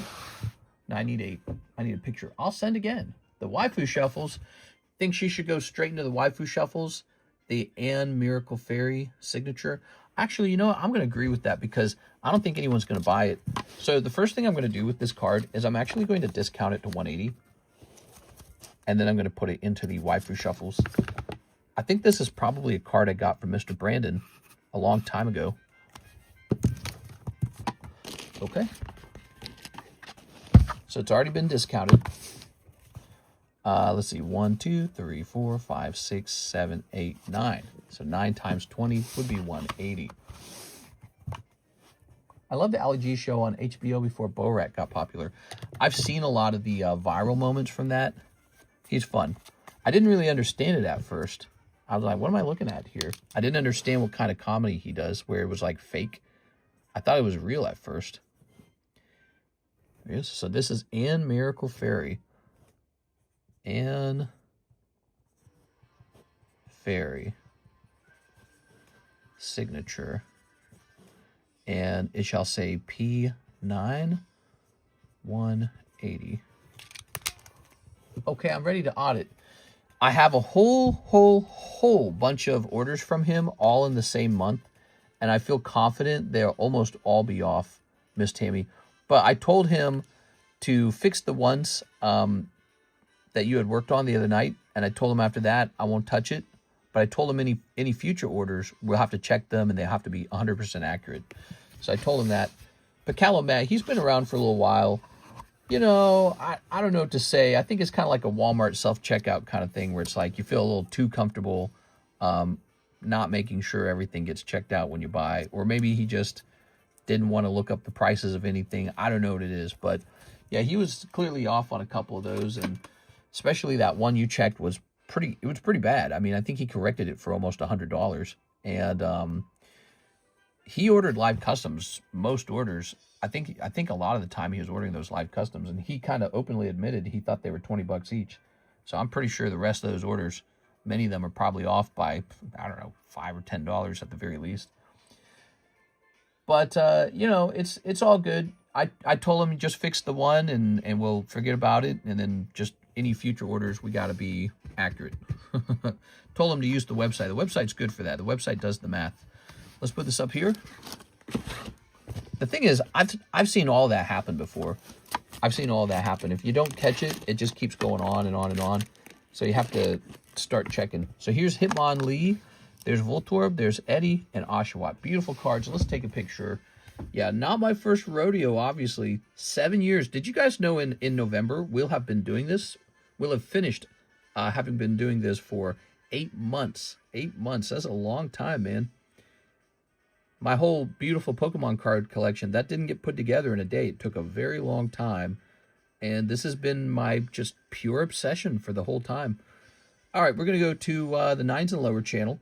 Now, you guys know you can come here and go shopping for slabs. It's right here in our Discord server, and we're constantly updating these channels so you know what's for sale. Actually, we got to mention that the Mews, both of those Mews sold. So I'm going to go ahead and edit this one. Edit message. It's going to say both Mews, oops, stupid autocorrect, sold. All right, so that one's updated. And now let's take a picture of this one. Lots of cool cards on the table here. I like what I'm seeing here. Too bad they got 9s, you know, but 9s are a discount. You get them at a much better price. When they grade 10, they go up 4 times, 5 times, 10 times in price. You know, like if this Hitmonlee was a 10, he might be like 300. This would be like 150. If this was a 10, I'd probably be asking like 200 at the very least.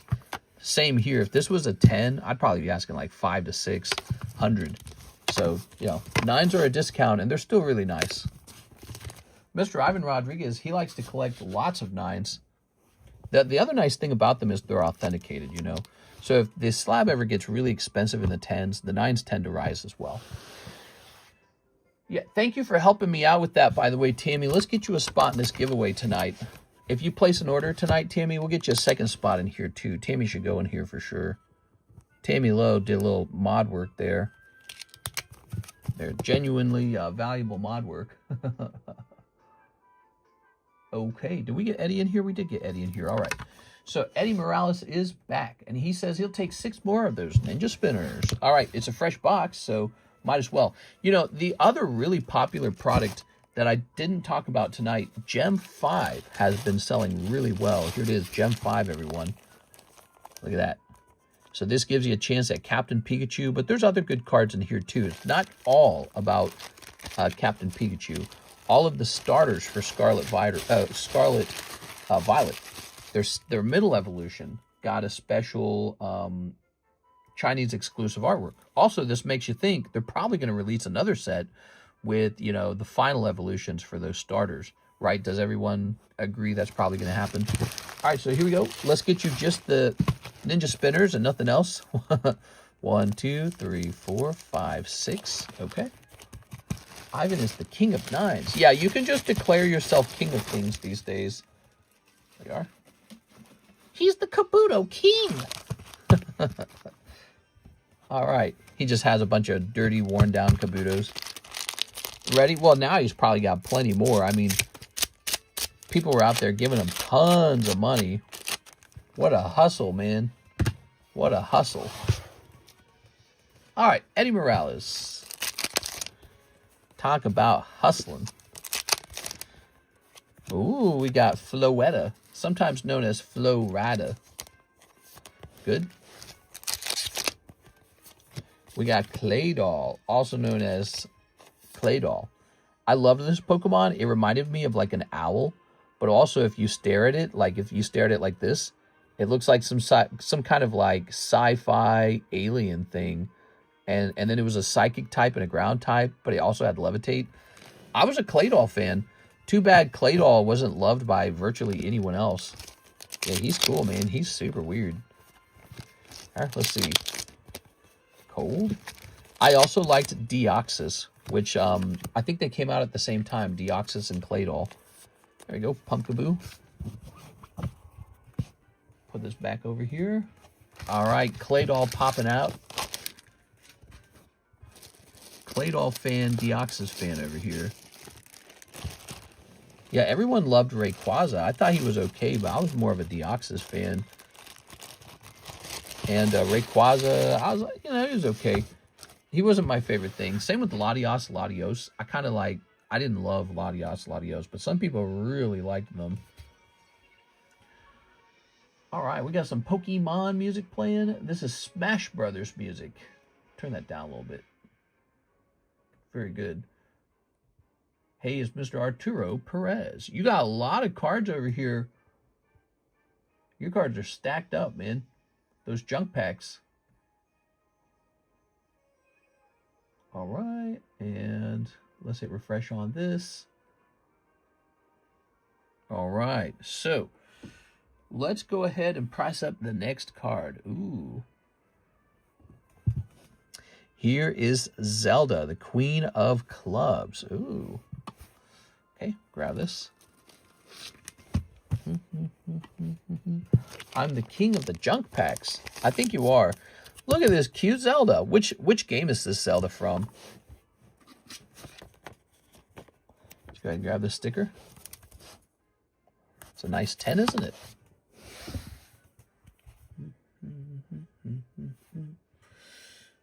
Here, let's use the computer to find the price on this one. I think I already have this set up. Zelda.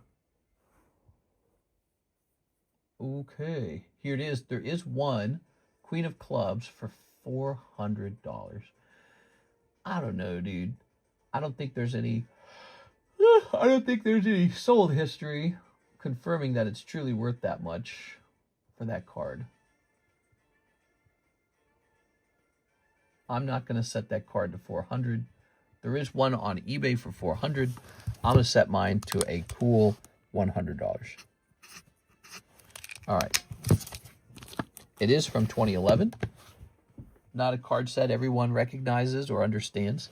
Here is a Princess Peach 10. Ooh, cute. Now, Princess Peach. I don't know if I'm going to charge as much for the Princess Peach. Oh, we should also scan the Zelda. We all know you're the king of junk food.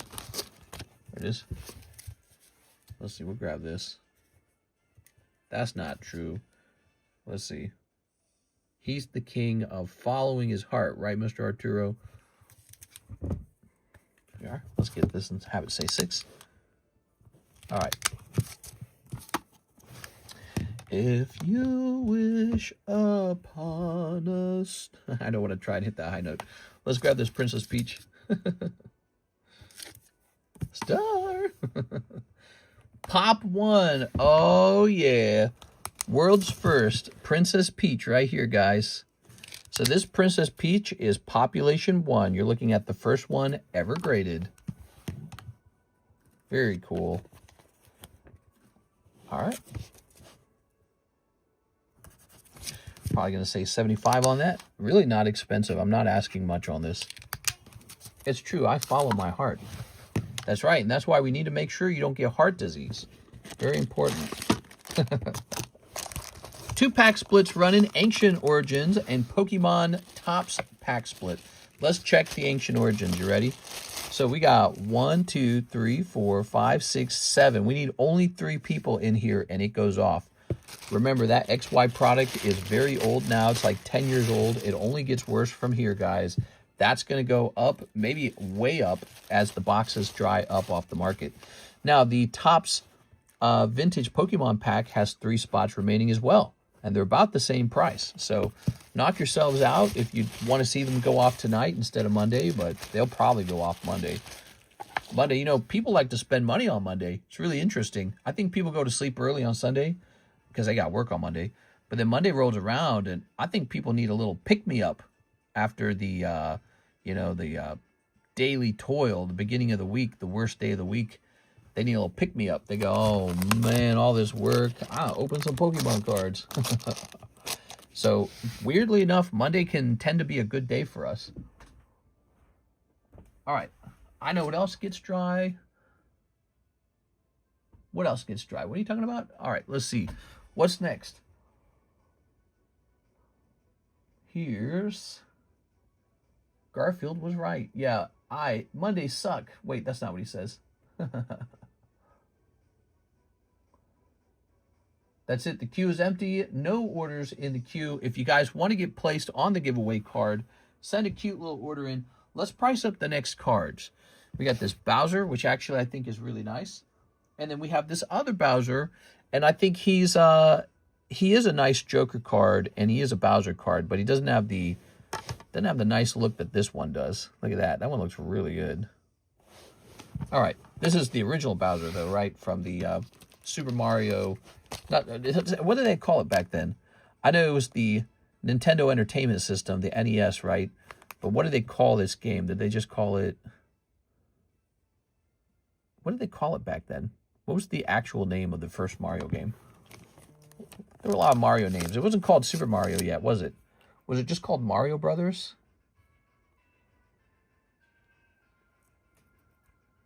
I can't remember. It is. All right. I should know this stuff. How about the last 3 spots on the Ancient Break? You hear that, guys? Ancient Origins is going off. And that means we get to pick a new pack, too. You guys got any idea what kind of new packs you want to try? I say we put a Topps Naruto pack in there for fun. See what happens. Okay, here's a Bowser. Okay, good. Both from 2010. Different poker sets. I think just Super Mario Brothers. Was it really called Super Mario Brothers? That's so interesting. All right, so A Tale of Two Bowsers. Let's take a look at Bowser. Let's see what we can find. Oops. Give me a moment. Boom. No Bowsers. Let me check. Maybe sold. Oops. There's a Legendary Collection Charizard for sale for like $370. You guys want one? Would you guys like it if I hosted a break on that? What if we hosted a break on some like incredibly expensive Pokemon cards? Would you guys like that? I feel like some of those really big end Pokemon cards are like the biggest brags. But boy, that would require so much money. Yeah, I don't know. Oh, excuse me. All right, so I have to come up with the price for these guys that makes the most sense. This is the original Bowser, the original 2D pixel art artwork. It's a 16-year-old poker card, and it's probably a low-pop poker card if I had to guess. Let me just scan it real fast.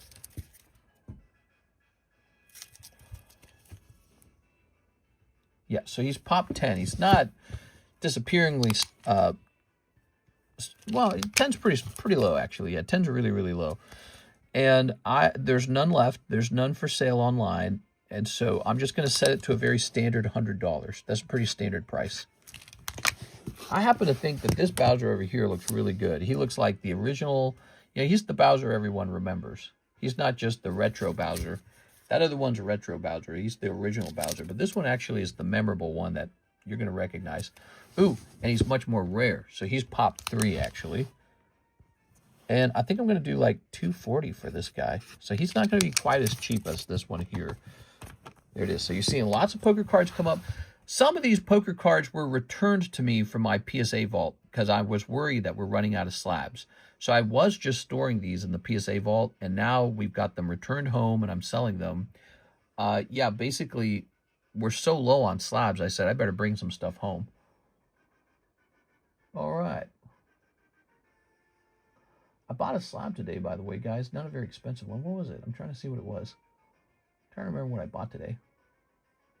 I bought a little Reg Ice poker card. I thought it looked nice. All right. Who's next? I think it's you, Robert. Just as soon as you think you get all caught up, something else happens. Yeah. wouldn't that just be a GameStop Power Pack? I don't know what GameStop Power Packs can actually do, but maybe. All right, so Robert Reading, he says Ancient Origins break. 1, 2, 3. Mr. Robert. So Robert, for your energy cards, we're just going to leave them blank. How does that sound? So you got the 3 blank ones. This way we can recycle them. We can reuse them. That's clever, right? We throw so many of these away. 1, 2, 3, 4, 5, 6, 7, 8, 9, 10. There we go. We got 10 cards. That's it. We're doing a pack split. One of the coolest things we host on this channel are the pack splits. They're so popular. They go off all the time. Basically, you can pay for a fraction of a booster pack and pull the hit out of the booster pack. It's a nice way to open up really expensive booster packs. You can also buy out all the spots and just open a vintage booster pack. So if you ever want to, when we set this guy up, just buy out all the spots. I'll get you set up with the sale on one of them. Okay, you ready? Bought the last 3 spots in the tops break. He's setting off both breaks. All right, you got it, man. He's mogging. Ready? Oops.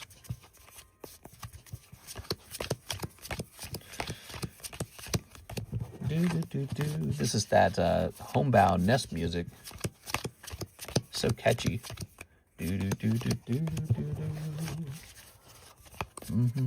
All right, give me a number.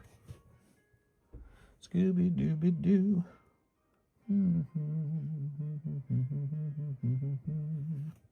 She needs to get her smog check. Brandon's here. He says 7. 1, 2, 3, 4, 5. Oh, 5, 6, 7. There we go. Look at that Diglett for 1,300. Isn't that wild? 1,300 for Cardos Diglett. That sounds like it needs to be listed up on eBay, though. All right, good luck. All right. This is one of those Ancient Origin packs that came out of like a premium box or something. Somebody's getting a Gumi. Here's a white back. I think that's a good sign, isn't it? Does that mean it's a heavy pack? I don't know if that's how it worked back then. I'll just throw this away. All right. Let's get it. So, Alexio Alvarez. Are you here, Mr. Alexio? Sometimes people aren't here to see the results of the breaks, but they just go off when they're done. Gloom. All right, Alexio Alvarez. Gloom. I think we put all of his stuff over here. I can't even reach it. Oh. Ow, dude. Now I've hurt my stomach to reach for it. All right, 1 Gloom. Smogs are scams. Hot water is a necessity. Man, I did tons of research on California love. I looked up so many California homes over the last couple of days as if I was going to move there. But, man, it's tough. I don't know, man. Those houses are so expensive and they're so small. Here's Ryan Shapiro. Oh, paint roller. All right, Mr. Ryan with an RY. Grabbing this. I think the thing that holds me back the most is just the combined tax cost of having a physical nexus with California, meaning I would be a card shop in California selling Pokemon cards to other Californians. So California would collect the different kinds of sales tax from me. Right now, they only collect an e-commerce sales tax. I would basically be like a regular retail shop in California. The tax on that would be higher. And but then also the income tax at the same time, right? And then there's a cost of living. There's like a gasoline at cost. You know, there's a lot of things that cost more over there. What do we got? Aha, Mr. Breeding, Mr. Robert. Your first pull. We're very tempted by, Whimsicott. We're very tempted by a couple places like Myrtle Beach and maybe Tennessee's probably one of the most financially optimal moves. But I don't know about lifestyle. Hey, you got a cute little baggie here. Okay, Whimsicott's going in the baggie. Now, the next card is the rare card.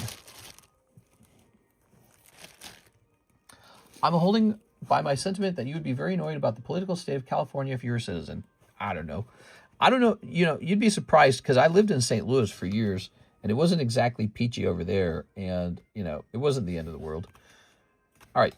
Oh, not bad, Mr. Robert. So you're pulling the rare. All right. Wishing you luck. Okay. That's going to be the rare for Robert. All right, you won't know what it is till the end, though. Okay? Oh, he pulls both the rare and the reverse. What a lucky dog. Whoa, dude. Holy smokes. Good for you. Ooh, it's looking real clean, too. Hopefully it gets a 10. Okay, so I hope that gets a 10. Now let's find out what these commons are. Unfortunately, there are common cards, like Christian Whitfield.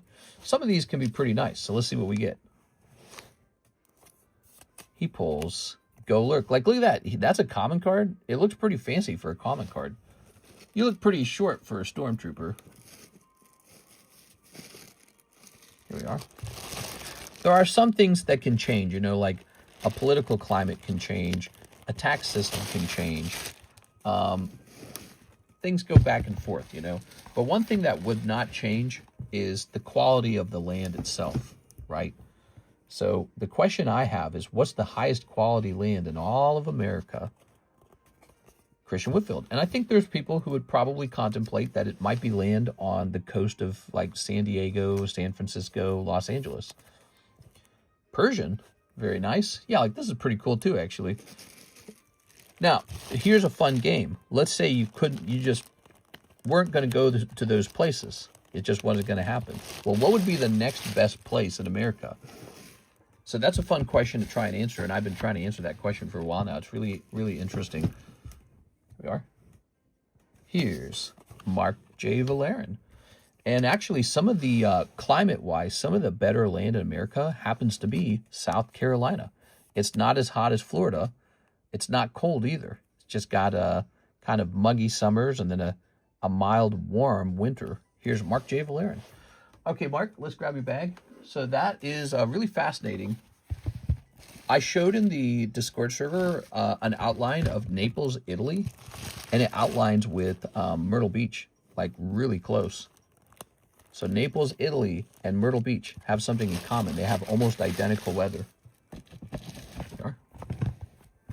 So, but there's a downside to Myrtle Beach, South Carolina, and that is it's not very well developed. They just don't have anything. It's kind of like this really underdeveloped area. It's not a city. And it could take a lifetime before they really build it up. But weather-wise, they're doing real well. The weather's pretty impressive. Here's Alexio Inke. Ooh. Come on now. Ugh. Oh, that's an empty box. Oof. Okay, hold on. Wait a second. Carlos Chaveras.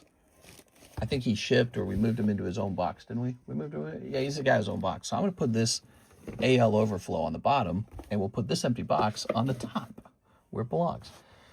And now, so this is Alexio Alvarez's, and he needs one of his bags out of the AL overflow box. Here we are.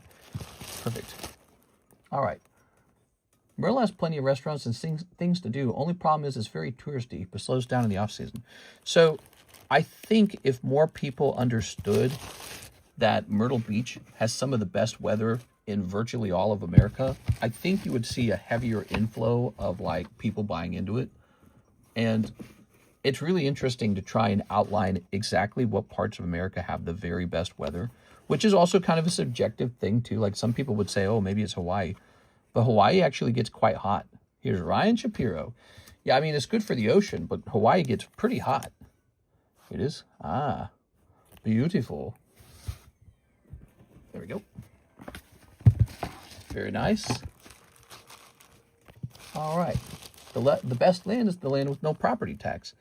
You would think, but there are some places in America that get up to like 100 degrees and it just stays there. 100, 120 like Las Vegas.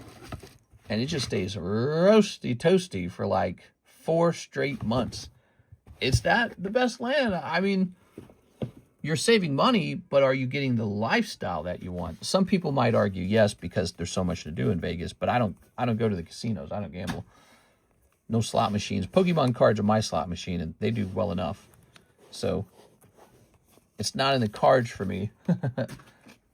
Vegas is still cool. There's something sexy about it. Maybe they got like a big swinger lifestyle thing going on over there. Let's see. Oh, yeah, that's a good pack. Look at that ball toy. Look at that ball toy, everybody. And then the rare. Oh, okay, so it being a white code card didn't matter. All right, so Porygon Z and Baltoy Reverse Holo. Wow, cool, man. That's an ancient trait card. It's still pretty much a good pack. Here it is. It's going to be 102 today. I work outside. It's going to be a hot one. Whew. That's spicy hot, man. But I pasted something into the Discord server chat today because I was just doing lots and lots of research. One of the things I'm really obsessed with, one of the subjects, is just like who gets what weather. And I want to show you guys a really interesting graph here. So this is a graph of Naples, Italy, which is really famous for its good weather, and Myrtle Beach, South Carolina. So the purple outline is Myrtle Beach. You can see it's a little warmer in the spring. And on the fall side, you can see it's a little warmer on the fall too. But other than that, it's really close to Naples, Italy. Very surprising. It's also not that far off from the coastal region of California. So Myrtle Beach is pretty underdeveloped. It just is. It's underdeveloped, but it's got like surprisingly good weather.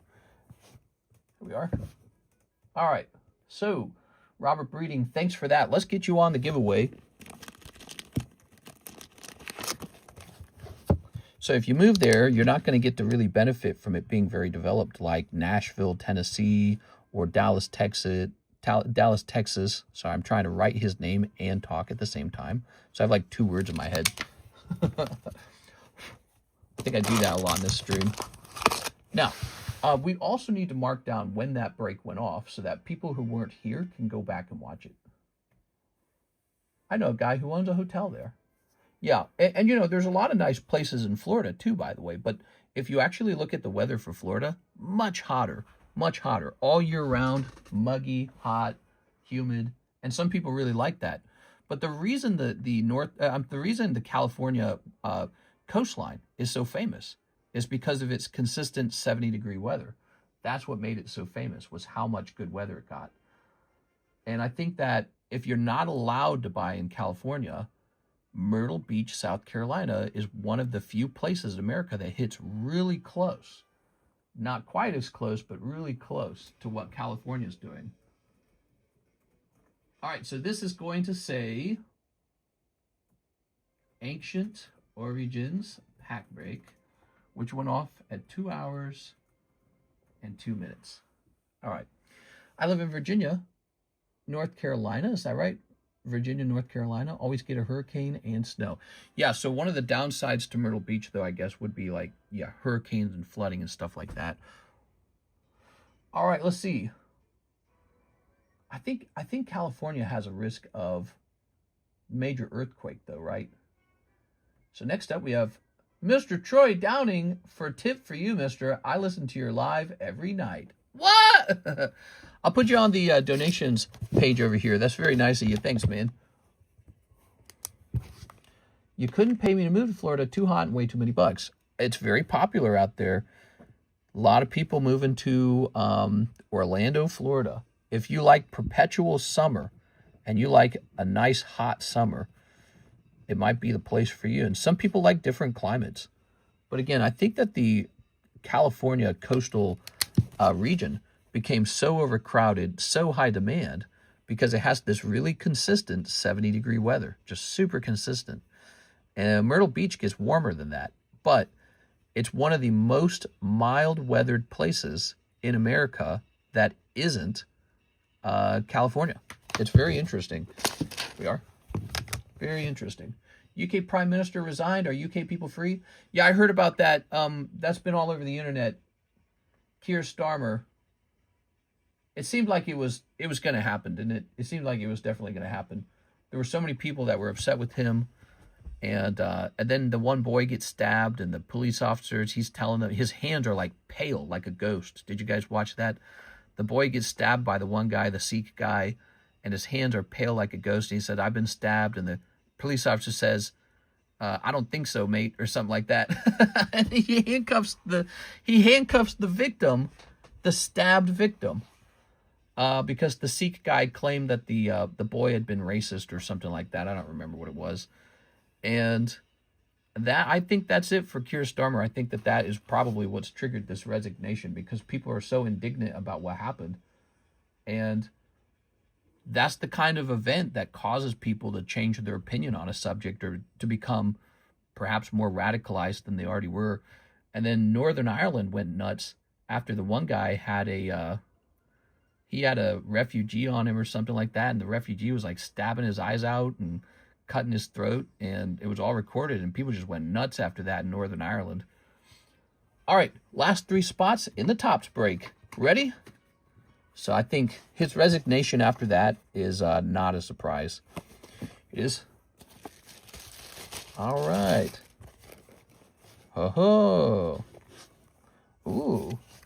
On the coast of Hampton Roads, we get hit sometimes, but usually NC gets the kick in the pants. Yeah? It is. I'm a little scared to move to some place like, maybe like move to Myrtle Beach and then get hit with a very, super serious hurricane where you need to evacuate. There's a ton of flooding. The wind pulls the roof off. You can't do that and have a bunch of Pokemon cards. You just can't have that. So that's probably one of my biggest concerns, is like maybe a natural disaster causes a big disruption. That's why maybe Tennessee, you really only have tornadoes, and I'm pretty confident with tornadoes, because tornadoes, you just move everything into the basement, right? Although you can get flooding as well, but yeah, I mean, maybe just move everything in the basement, call it a day. I don't know. It's hard to say. All right. Nothing ever happens to the cameraman. That's right. Nothing ever happens to the cameraman. What are we talking about? Wait, I probably loaded this from the front. Aha, there we go. All right, now the Topps booster pack is completed too. 2 pack splits finishing tonight, all thanks to Mr. Robert Breeding. Robert, we're going to get you on the ZELLE giveaway too. Myrtle gets less hurricane impacts than Florida. That's correct. I know that. One of the research I did when I was trying to find the optimal place to move in America was hurricane research, because I'm terrified of it because of all my Pokemon cards. And Florida gets absolutely hammered. Now, Florida builders have learned to build their homes to deal with that impact of all the hurricanes. And you have Jacksonville, Florida, doesn't get hit with too many, but neither does Myrtle Beach. So it's very fascinating. All right, so we were just fixing that. And now let's get you on that ZELLE giveaway. Give me a second. There we go. What's your favorite Ukimons? Ukimons? What's that, off-brand Pokemons? Come on, bro. We only deal with the real stuff. This is the bonus giveaway card for people who use ZELLE. Here it is. Basically, if you're just placing orders with ZELLE that add up to $100, you're going to get onto this list. Pretty cool. It's almost like a cashback program with a credit card. It's the TheCardconomist cashback program. It's the giveaway program. All right. Pokemon. What's my favorite Pokemon? I don't know. Probably Wormy. Burmy. Okay, ready? So, yes, let's take this behind the camera. It's a pretty small round, so I'm going to just do that behind the camera like that. All right, and now. Pokemon. Charleston would be nice as well. I did a lot of research on Charleston. Basically, Charleston is a little bit hotter. So, again, I was doing basically like a study of what part of America actually has like just the absolute best possible weather that's closest to whatever it is that California has. And there were like places in Oregon, but those places are actually kind of cold. So Oregon's colder than California. And then there was Hawaii, which had kind of a Hawaii and Naples, Florida, but those places are much hotter than California. What's really interesting is Charleston and Myrtle Beach are pretty close to what California has, though they are hotter. But here's what's interesting. On average, Myrtle Beach is actually a little bit cooler in the summer than Charleston for some reason. The other thing about Charleston is it's just really expensive. I don't know why they all want to live next to that. They want to live next to that historic town, I guess. But I did like a tour of that town, a digital tour, and it's so old, and I guess it's popular to go walking there, but it's so old and run down, man. It's not for me. I guess part of it is I don't like the fact that it's so associated with like slavery, And, oh, that's the historic charm, I guess, is like, hey, we used to do slaves in the Confederacy back in the day. It's like, wow, that's so charming. For me, it's kind of off-putting, and it's really ran down and old, but it's historic, right? So you don't change it, but it's just okay. It also looks so crowded. Like, the roads were crazy crowded. And I looked at that and I said, oh, yuck. All right, what do we got? We need a number. Charleston is nice, but they flood a lot. Yeah, my concern is also that Myrtle Beach floods a lot too. So that's another thing. The Antebellum. Yeah, they have like a, you're going to open up them Pokemon packs, boy. Every time I see the house styles and maybe even some of the people there kind of got to look. You should also consider if you're going to hire the minimum wage of a certain state or a percentage. Yeah, so I probably won't be hiring too many people. Right now we have Miss Alexis. She does the shipping. I like it that way. I might get a new person to help me with shipping. You're right. If I try to do that in California, I would probably have to pay a lot more to get somebody in California to do shipping for me than if I was in, like, I don't know, like Myrtle Beach or something. We need a number. Give me a number, guys. Let's split the deck. Ooh. So Myrtle Beach is cool. Nashville is really high up on the list. I really like Nashville. Lake of the Ozarks is still on the list. We could just stay here. 1, 2, 3. Well, thank you, Miss Sarah. So with Lake of the Ozarks, the big win over here is I own 2 lake houses, and they cost very little compared to the national average price for a lake house. I own one for $500,000, and the other one for $650,000. And one of them's currently renting on Airbnb. It's actually producing money. So if Missouri votes to become tax-free, and I own these really, these lake houses with a really low entry point, and one of them's actually producing money, why would I sell them to go plant all that money into a much more expensive home that's not income producing? You see what I'm saying? So Lake of the Ozarks is still a possibility. Is this going to be a little sticky? Let's see. Is this? Ooh, yeah. Sticky pack. Good. Okay, what about the hollow in the back, though? Is this sticky? Ooh, yeah, sticky pack, everybody. Don't you love a good sticky pack? All right. This one is apparently a sticky pack. Wow, we've opened a number of these, and they weren't sticky at all. And now this one is sticky. Looks like it's just luck. Sometimes you get a sticky one, sometimes you don't. So I've peeled them all apart. James is revealed to be the hit. And I'm going to go get you guys some spare Topps cards. So everybody in here is going to get a bonus Topps card, okay? Maybe a non-sticky one. I'll be right back. Let me go grab it. I do this just because I'm being nice. I hate to see the sticky ones.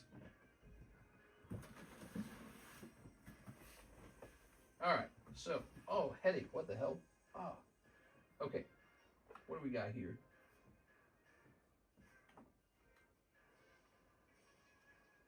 All right. I'm coming in.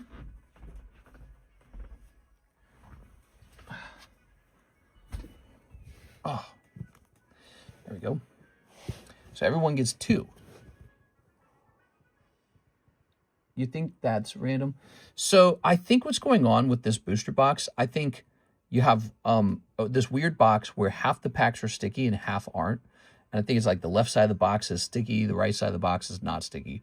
Or maybe like the packs on the top were good and the packs on the bottom were bad. I don't know how it works. I've seen this before. It's like a mixed box of good packs and bad packs. Here's Mark J. Valerian. But I got you guys. I'm going to get you some spare cards so everyone at least gets a nice card that wasn't like from a majorly sticky pack. All right. So a little Zubat here. Oh, it's upside down. And you're also going to pull this really nice Geodude. Okay. Moisture, it happens. I don't know exactly what causes the stickiness because Topps in general has this problem. Like we have Halo Topps and that can be sticky, and it's just really devastating when it is because it's like now your card isn't even, it's just not going to grade well. It's just how it is. It's not going to grade well. You do accept it as part of the risk of opening up any Topps product. Doesn't always happen with Chrome though. Chrome, I think, avoids it. I think it's just a different printing process. All right, there you go, Mark. Okay. Good. Now, here's... Okay, Robert Breeding, your first card is here. You're going to pull Geodude. And a spare card, Weeping Bell.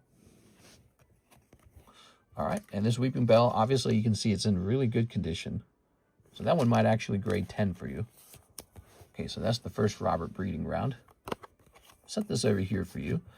And now we have Mr. Mark J. Valerian. He's going to pull Ash Ketchum and Pikachu. Such a good card, such a pity. Yeah. Still look good in a folder, okay? But then you're also going to pull over here. It's butt free. Look at that, you got butt free. Okay, that's Mark J. Valerian. Maybe the pack after this one won't be sticky. All right. I have so many Topps cards that I saved up from opening Topps packs in the past. Like, every time I open a pack for myself to grade like a holo, I didn't grade the non-holos. I just kind of put them in a box. Okay, here's a Robert breeding. Now you got the nice Pikachu here. Pikachu's a really solid card, and actually this one's not looking too bad. So he didn't get affected by the stickiness as much on the front. Way more presentable.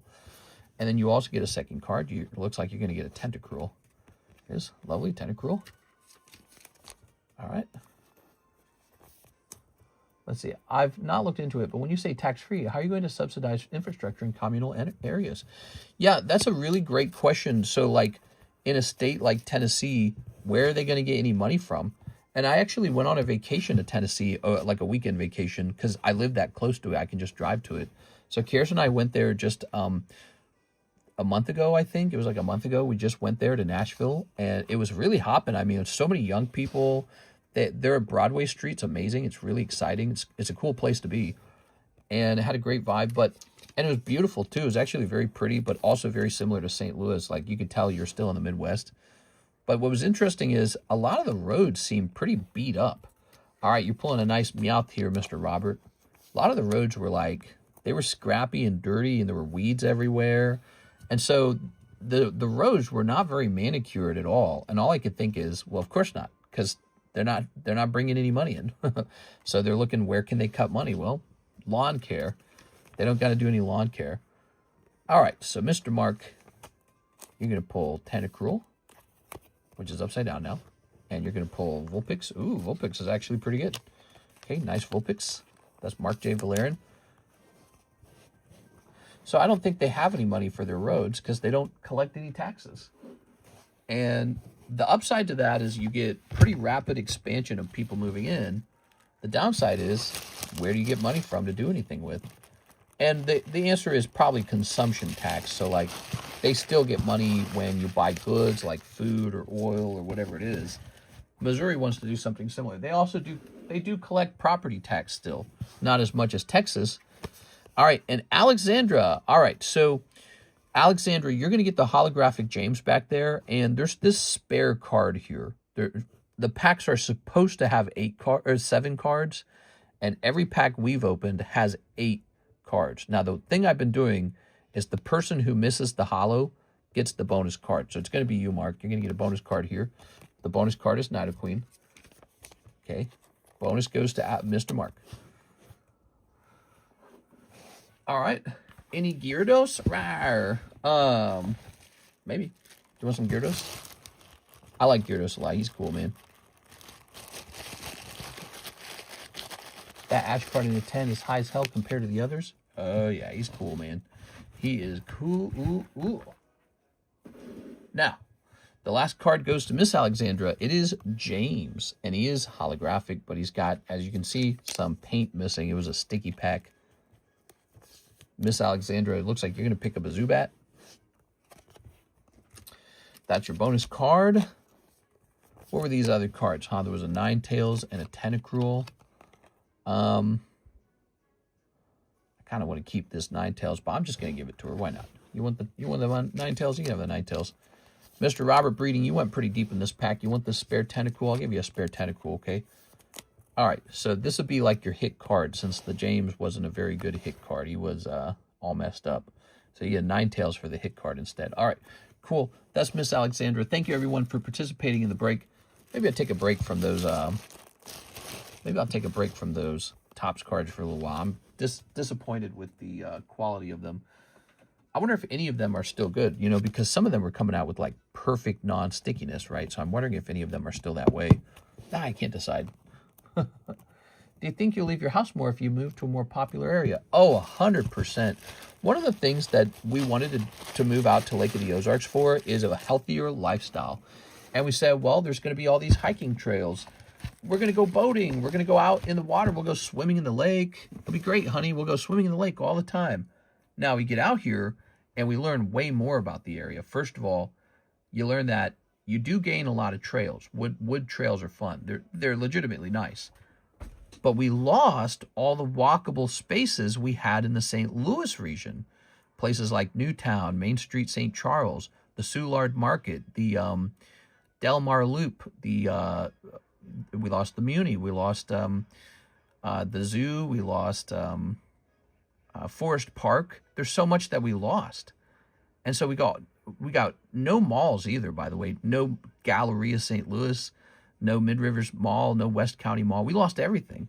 So we came out here, and you can go walking indoors at like Menards, Home Depot.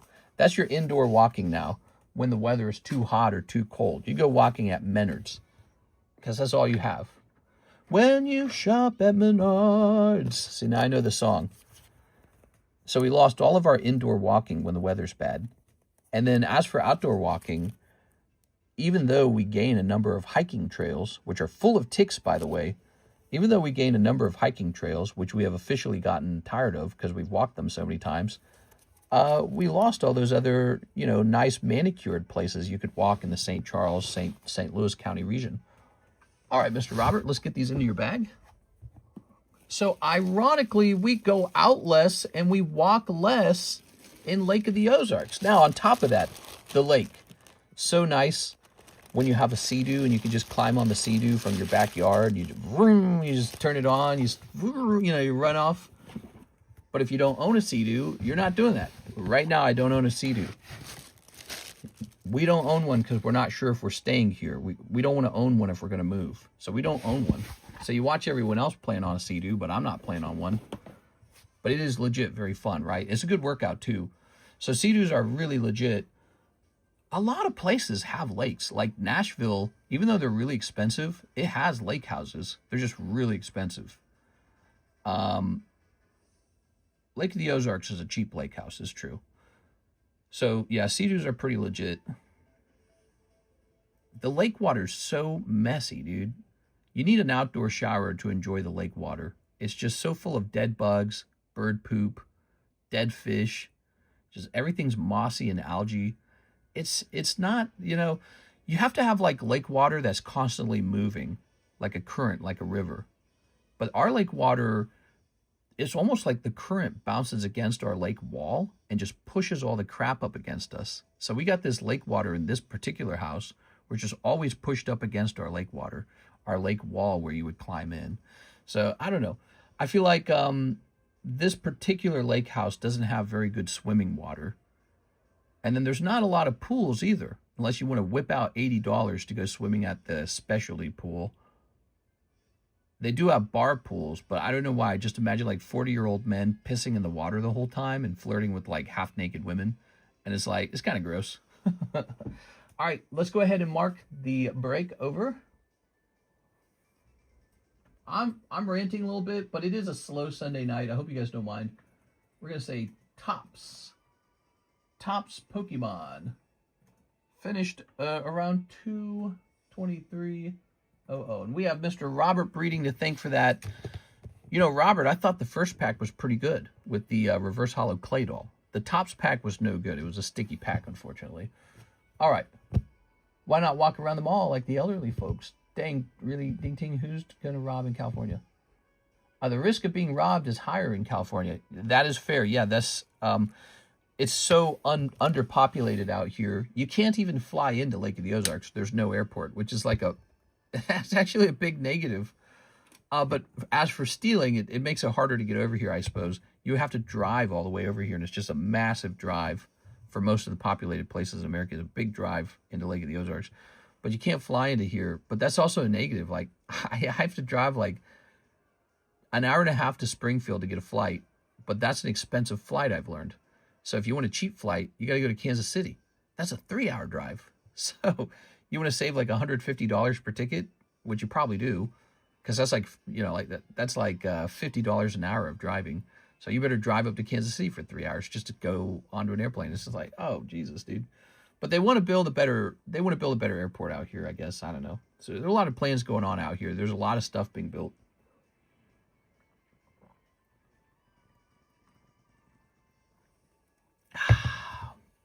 Yeah, one thing is true about Lake of the Ozarks right now is they're trying to build it as fast as possible. They're trying to turn it into a thing. All right. So, Salt Lake City. A big mall has actually just been confirmed. They're about to build a pretty large mall complex. Here's Joseph Smith, 1 triplet beat. Wait. Oh, there's a new order. Yes, sir. All right, 1 triplet beat. Let's get it. And perhaps we'll set these to the side until we get some new packs on the table. Wonder what the new break packs should be. Maybe something cool. I can see Mr. Living in San Marino walking around Pasadena. If I liquidated every single card in my home, every single card, I think I could actually buy a fancy home in California. But you know what's funny? If I did that, I would then owe property taxes on a really big home. And so I would just be working my ass off from then on to be able to afford my property tax. You're just paying rent at that point. You're paying rent to the government. So the truth of the matter is I'm not actually a rich guy. That's what it is. There's people out there who are super, super, super rich. They can buy a big fancy home. They can pay the mortgage. They can pay the rent, the government rent. It's easy for them. And I'm just a guy who's done well with Pokemon cards. That's it. And I'm not super wealthy at the moment. I'm also almost 40. So, you know, by the age of 40, you're expected to have a little bit of money anyways. It is Joseph Smith. There's probably a lot of 40-year-olds who have a lot more than I do right now. Maybe some guys living in California. Mr. Aquanix says, I put in an order. Yes, sir. Moved to Irvine, California. The Irvine PD have been using drone patrols to watch over the city. What? All right, here's Sava Doosaberry, 1 jumbo Poke Pack and 10 packs of the OP16. Ooh. All right, let's get it started. We got a 1, 2, 3, 4, 5, 6, 7, 8. Yes. 9, 10. 9, 10, a big fat head. All right, there we go. It's fun. It's cool to imagine, you know. I think there's a certain prestige to like making it in California. There's a prestige to that. But also I noticed from doing a lot of research, like watching tour videos, whether they be driving or walking or flying a drone, it's so unusually crowded. And it makes me think people must hate that. There must be people who are so tired, and some people probably aren't even aware of it, by the way, because they grew up in it. But it's so overly crowded. And I must think, you know, when people talk about lowering the taxes in California, that must be such a, you know, everyone's going, hell no. Because everyone's going to come pouring back into California if you lower the taxes. Right? So that kind of made sense to me all of a sudden. It's like, why would anyone vote to lower the taxes? Well, the people who are homeless aren't going to lower the taxes. The people who can't afford $1 million starter home, they're not lowering the taxes. They don't want the taxes lowered. They want help. They want new government programs to help. And so, you know, they're not going to vote for that. But I think even the ultra wealthy, they don't want to lower it either, because you're just going to trigger more overcrowding. It's going to be more people pouring in going, oh, the taxes are low now? Oh, let me get in quick. You know? So, that kind of has clicked for me. I kind of get it now. Nobody in California wants to lower taxes. Probably a very squeezed middle class wants the taxes perhaps to be lowered, but maybe even they don't. Maybe for a lot of people, they view it as sort of like this test of your wealth. Like, get out of here. You're not wealthy enough. Get out. Ooh. All right. Very nice. Lots of SRs. No super snipe, though. There you go. Yeah, so I tried to imagine people voting to lower the taxes after actually seeing how crowded it was and going, oh, that would just drive me nuts. If I was already living there and I was already situated and I had a job that could afford everything, and then you lowered the taxes and what, triggered more demand for houses? One jumbo pack. Just imagining trying to find a parking spot. There's just like a million people there. You can't find a bench and you can't find a place to hear yourself think. And it's like, oh, the beautiful beach, but there's 1,000 people on it. It's like, A, you either need to be wealthy enough to move to a more exclusive part of the area, or B, some of these people need to go away. Why don't you bum off to Tennessee? All right, what we got? Keep the hollows, please. All righty. We're going to snip of this. I love these jumbo Japanese packs. These are really cool. Snipping this. So that concept's very fascinating to me, that people will vote to keep the taxes high to make sure that an area doesn't receive any new people. Because they, you know, it's not like you can build a wall and tell other Americans to stay out, right? But what you can do is you can make an area so expensive that almost no one can afford to live there. There we go. All right, I'll move these to the side. Now, here's Terra Festival. Ooh, we got some stinky ones. Ooh, that was Terra Festival, not a hit. Here's the 151. Come on, 151. Oh, very nice, actually. You do pull a nice holographic Gengar. And I've been selling these Gengars for like $100 in a 10. So that's, you know, that guy could go in a hit pile. I think he's basically a hit. He's probably worth more than some ARs. Okay, here's the Hawlucha. God, that guy looks good. You guys ever think about that? That's a good card. Okay, Hawlucha. Here's some hollows. Pokemon White. Little belt. Little jelly sand. There we go. I'll be moving soon, and it may end up being like a flow of water, the path of least resistance. I was behind. Story of my life. Oh. Here's Caracosta or something like that. Caratuga. I don't remember his name. Here's Inferno X. No luck. Paradigm Twigger. No luck. Nihil Zero. No luck. Abyssai. Ah, Armorage popping out. Okay, we got our first AR. So Gengar and one AR so far. Here's a holo. Here's Future Flash. We got the Porygon. This is the last time we'll have Snow Hazard in these packs. I'm sold out of them. Isn't that fun? So these jumbo packs are the last round to have Snow Hazard.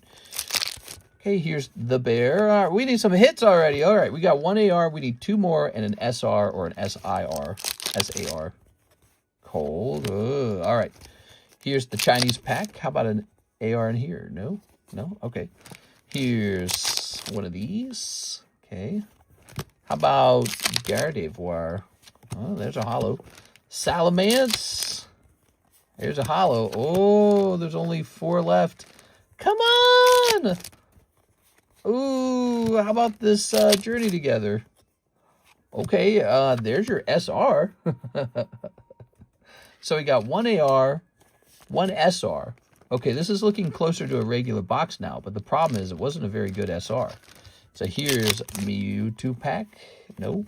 And, ooh, I really like the Misty's Gyarados holo. But I'm going to say this round was probably more of a cold round. Darn. That's the risk with the jumbo packs, I guess. I say that every time, but, you know, it's true. It's like, since it's just one pack from every box, it's possible to pull all cold. But it's also possible to pull 3 hits in a row. 3 SARs. So I'd say these are your major pulls. This guy genuinely does go for like 110. You may have to wait for grading to get cheap again, though. And you know what? I'm willing to bet this is a popular 10 as well. So these two are actually pretty solid holos. The Armorage, he's cool. He's Armorage. And then this is an SR. You did pull one SR out of all those packs. But it's like some cringy 90s dude with the chain. All right. There we have it. And here are your lovely hollows. And you do also pull some EXs, Monkey Dory and Jellicent. Okay, there we go, Miss Sarah. Let's go grab Sarah's bag. Let's see. Up here. I love Sarah's big orders. Those are very cool. Here we are. All right. And I'm going to jump this back up here. Boop. Look at all these lovely slabs, guys. Isn't that cool? Let's rotate these. We got Jigglypuff for $150. We got a Gengar 9. Spinarak for $100. Here's a Vileplume for $155. And here's Counterspell SpongeBob. All right, what's next? We have an order of Dominic Gonzalez. 6 of the Blue Sky Stream Packs. Dominic Gonzalez. Dominic, you had to wait a little while. You still here, Dominic? Surely he's still here, right? You know, I'm not seeing blue... Oh, man, I'm getting a headache, dude. I'm not seeing Blue Sky Stream. It's that Wagovi, man. That stuff is so terrible. Ah, here it is. It will just give you a headache. So 6 of these. 1, 2, 3, 4, 5, 6. We got 1 pack remaining. All right, he's here. He's ready for his packs. 1 Blue Sky Stream Rayquaza VMAX Altart coming right up. You really can pull that card out of these packs, guys. That's why it's on the menu. Great set. Much more affordable than English or Japanese. Those sets have become very expensive. Okay, let's see. Cold. Here's Salamence. Here's Turtonator. Here's Gyarados. You got 1 Gyarados. I remember when this set came out. It was so cool. And here's Wishy Washy. You got Wishy Washy. All right, 1 Gyarados it is. For Mr. Dominic. A little rough there, Dominic. Let's see. Just think, back in the day, people used to open like 5 boxes of these at a time, and it cost almost nothing. Now you kind of have to chip away at a couple packs here and there. Is this you? Is this you with the 625 bag? That's an expired bag. I think it is you. All right, your bag's really, really old. Cool, man. Looks like you get to keep all your cards. That's good news, huh? I recommend shipping this out or extending the date of the bag by 1 year for $5. Actually, you know what? It's not a terribly large bag. Maybe I just let you extend it right now. It's not terribly large. The bigger issue is when a guy with like huge, big, fat bags, he comes in, his cards are all sitting in the box, no one else has any room. We can just update it for you. Let's just get it done. Appreciate you coming in, Mr. Dominic. All right. Yeah, sometimes guys get like these double or triple bags, and they just have so much cards, and then they go, well, I'll just leave those at TCC's place for like 2 years. How does that sound? Next up, Javier, 1 Live, 1 Ascended Heroes. All right, you got it.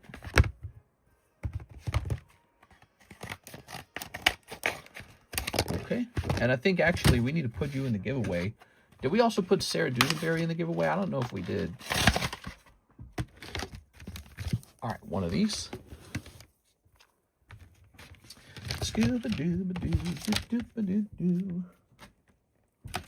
Tossing this. I notice people are not jumping at the gym challenge right now. Maybe because it looks too easy for Mr. Sergio to win the gym challenge. It is. Or maybe he feels, maybe he was a big buyer in the gym challenges and he feels like he's all settled. He's like, I don't need to do it anymore.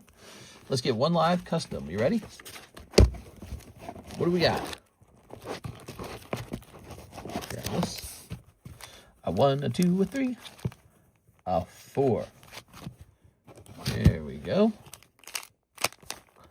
Whoa! Holy mommy. What agency does she work for? Let's grab this booster pack. Emojis are still broken on the iPad. You're watching on the iPad? Here we are. You watch out. You're going to get teased, man. You can't be watching on the iPad. That's a holographic round with a cold live custom. I'm sorry, man. All right. Dang, that's rough, man. Let's grab your box.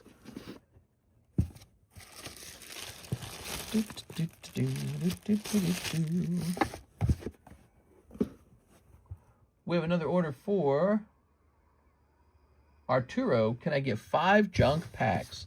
5 junk packs for Mr. Arturo. We've got 1, 2, 3, 4. Oh, that's good. And 5. You know what's cool about that Pikachu is that's packed fresh. Basically, that comes out of something called Karutas. It's like a sealed box of Karuta cards. And there's like colored Karuta cards, and then there's these other Karuta cards that look like this one. Now, you can grade this with CGC. I just don't want to grade it because it doesn't have coloring on it. That's it. So you just got a fresh Pikachu Karuta. All right, so we got Pikachu, Donkey Kong. Let's put this guy in a little sleeve for you. That's 1982 Donkey Kong. We have this on the menu if you guys want to open packs of this. We also have the 1989 Topps Nintendo Mario packs. You know, we don't talk about those packs as much anymore because they're more exciting the day that I add them to the menu. But, man, check out the menu, guys. We got some cool stuff out there. Not just the usual, you know, trending thing that everybody's buying, but we got some unusual sets on the menu. You got to give them a try sometimes. We used to run this thing called the Jumbo Pack Break, and sometimes that would have, like, packs from unusual sets. And so, you know, we haven't ran the Jumbo Pack Break in a while, though. All right. Grab this. I did put a Jumbo Pack Break into the live cut. Why am I doing this? Wait a second. Let's just put this all back into your baggie. Oh, I know why. Because we're removing the baggies so we can reuse them. Because we were running out. All right. So here's your next pack. You got a little Team Rocket Ekans. Here's Reason for Her Strength, Plunder, Zorban, Piccolo. These actually come out of pretty expensive Dragon Ball packs. They're expensive now. They used to be very cheap. So, you know, back then, people would donate their hollows from those packs and not really worry about it. No one expected them to get expensive. Any Yu-Gi-Oh! Slabs that aren't the Mark giveaway? Yeah, I think we used to have, I think we had like some that graded 9. They might be in the 9s channel. Here's Oob, Power Pole. A lot of cards from One Piece in there, it felt like. Geomancer, Black Belt. Oh, that's cool. So these are some of those Final Fantasy cards. Here's some Metazoo. How's Metazoo doing? Is it more dead or less dead over time? You guys think it's more dead? You know, I don't even hear people talk about it ever. We still got some Kickstarter Metazoo. Here's Monkey Dory, Weedle. We got Hodag, Battles. I know it got taken over by another group, and they started printing out fresh sets of Metazoo. Okay, you got this. That's a premium card. That's a premium Weiss card. Yeah, whatever happened to Metazoo? We still sell a pack or two of it on occasion to a Metazoo guy. Here's Whoopa. Here's this girl, Pot of Prosperity.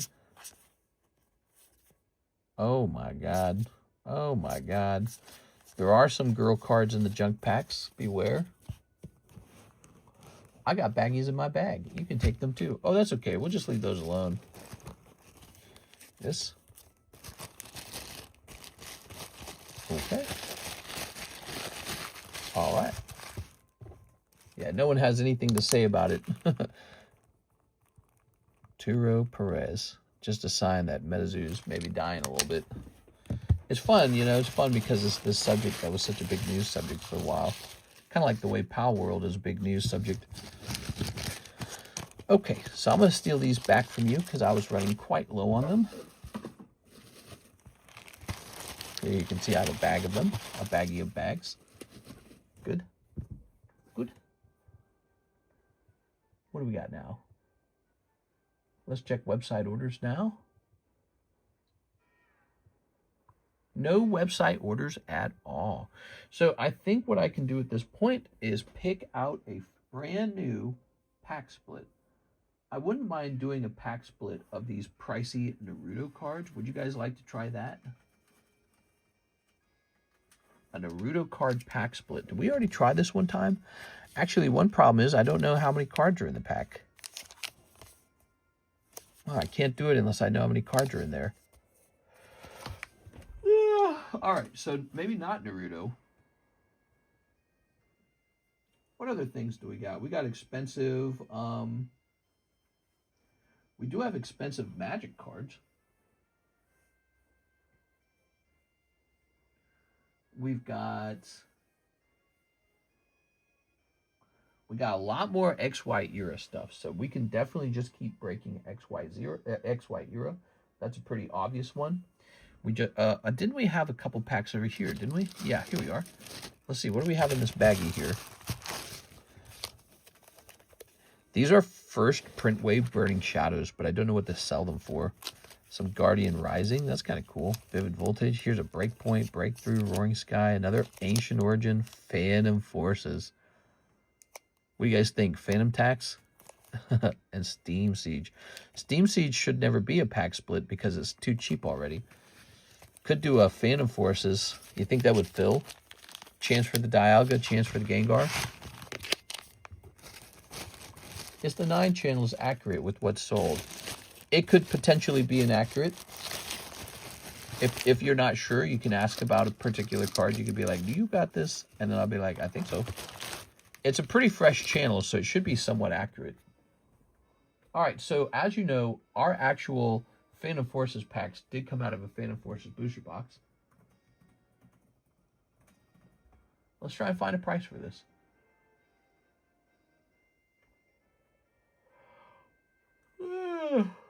All right. Whoa, man. I can't believe how expensive this is.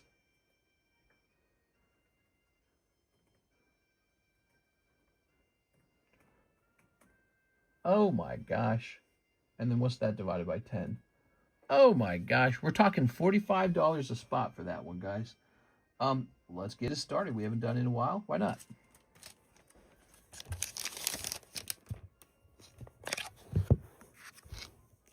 That's Phantom Forces, $45. Chance for Gengar to pop out. Chance for Dialga to pop out. Wild. Wild what this has become. Just one booster pack is so expensive now.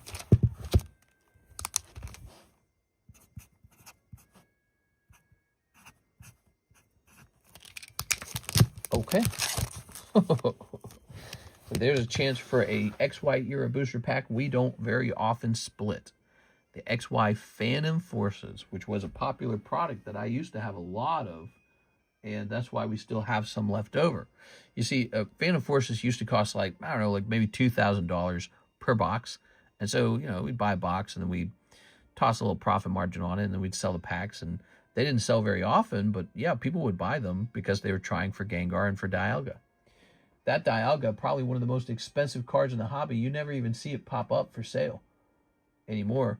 Who knows what it's truly worth, the Dialga? Boy, I could have bought one of those for $7,000 back in the day. And I thought about it and I decided not to. Like a dummy. Like an idiot. Not smart. We can do another pack split on a cheaper booster pack. What should it be? A cheaper but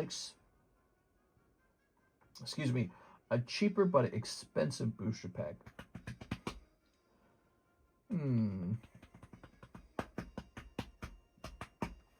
I say we do one more of those.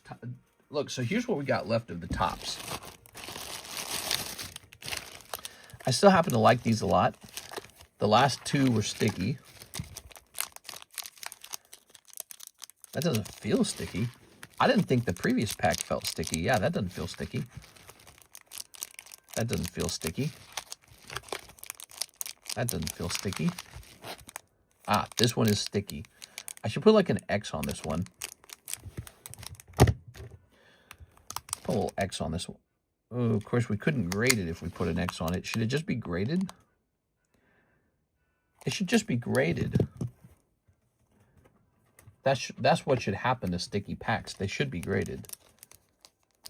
All right.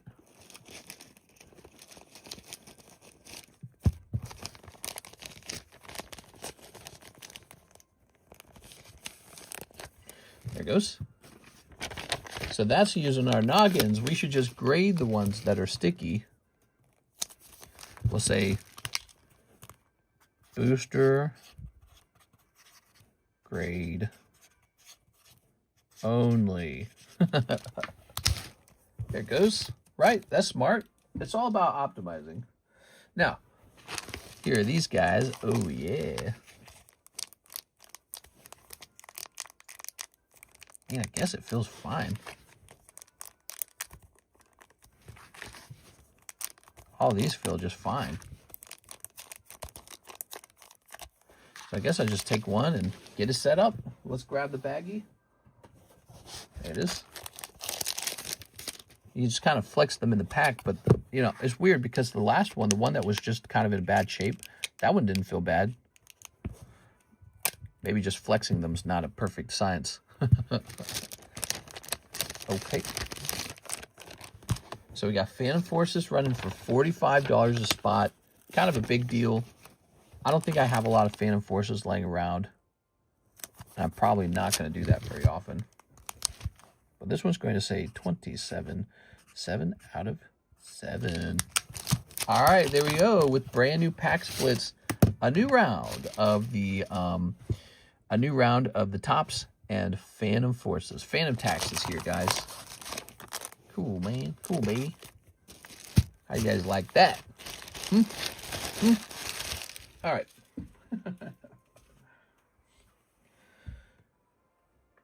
It is 5 a.m. Does that mean we're done with 3 hours? There's only 9 hours. There's only 9 minutes left. Quick. Toss more slabs up on the table. Let's see. Planes. We got planes. Let's see. We've got Monster Unleashed Spider-Man. Here's Eevee. Here's VENMO. Actually, I'll put the VENMO there. Here's the birds. Check it out. The birds. You get all 3 for $285. Got to be a little bit tempting. What we're seeing with these Poke cards, these Pokemon Go cards, is they are getting super expensive. Well, these aren't too expensive yet, and it's the 3 birds. They're $285 for all 3 of them. One more hour. I don't know. I don't know about that. Okay. Keeping them together with the rubber band was a clever idea. I like that. Did we take care of everyone? Did everyone get a spot in the giveaway? I think Arturo needs a spot in the giveaway tonight. Here you go, Mr. Arturo. Sarah Dusenberry needs one too. So hold on. Sarah. Arturo. Did I miss anyone else? Yeah, Dominic. Anyone else? Who else needs a spot in this giveaway? We've been handing out spots for people who are placing orders tonight because it's a slow night. Rubber Band W. Give me a spot for the idea. I don't know. Maybe I'll do it just because I like you. We'll put you down as Mr. CC. All right. Hey, what's up, Mr. Pain? There's nothing but pain. Yeah, there's nothing but darkness. Darkness and pain and suffering. Yeah, people don't understand me. Here's the Squirtle Squad. It's great. Here's Goblin Bombardment. Here's the Gold. Here's Command Tower SpongeBob. Here's Sonic. Wait. Ah, the Trico for $300. Oh, there's where the SpongeBob spatula went. I was wondering where that went. All right. Avacyn, the Dawn card, and this is a vintage SpongeBob card. Actually, both of these are. You can see they both say 2009 Topps Series 2. They must have come out of the same pack or something. They both got 10s, huh? Pretty cool. And, yeah, obviously not very cheap. SpongeBob. I feel like that's one to list on Feebay. We gotta get those listed up on Feebay. I say that I should do it, but then I never want to do it. It's so much work. Let's see. Pull that Raichu to the front. That's Six's Raichu, everybody. But Six just can't afford it right now. If only there were a couple simps who wanted to pay it off for her. Oh, let's put his planes up front. That's cool. All right, planes. Mr. Post the SpongeBob on eBay. I'll do it. I'll post your mama on eBay. I'll post it out. The all-you-can-eat crab legs at the Chinese buffet were trying to kill me up on eBay. I went to the Chinese. I told this story at the very beginning of the stream. I went to the Chinese buffet. They were doing like a Father's Day special, all-you-can-eat crab leg, and it tasted like ammonia. They had ropey crab legs. It was so terrible. Another way that you could tell they were bad, you would crack open the shell and the meat would just fall apart in your hand. It's not supposed to do that. So terrible. And then they charged me like $50 for that experience. It was really expensive. Shipping all my slabs, include the slabs I have on consignment. All right, so we would like to gather some slabs for you. Oh, Monday shipping. Ooh, man, that's got to be terrible. Miss Alexis has a lot. So, Mr. Javier, let's grab some of these. Javier. I do have a question for you. Do you have really heavy shipping? How heavy is that shipping looking? Let's see.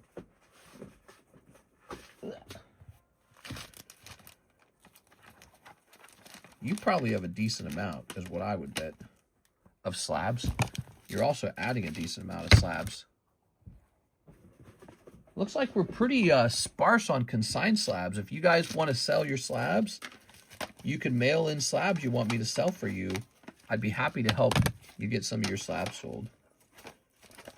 John Lucas, Tammy, Javier. Okay, Tammy.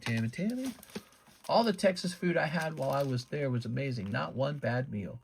By the way, after your advice, I'm now a PSA 1 collector. That seems kind of fun. I don't really think of myself as like a PSA anything collector. I just kind of buy what I think is good looking or maybe like a good deal. So like, you know, if I see like a PSA 5, I'll buy a PSA 5 as long as it looks good. Like the price is good, the card itself is in good condition. So I just go for value, total value. For total value, it's shop and save. All right. Those all have your name on them. And here I'm seeing a whole bunch of stuff. All right. Ooh, that SpongeBob card. I need them all. It's pretty nice. Sponge with spatula.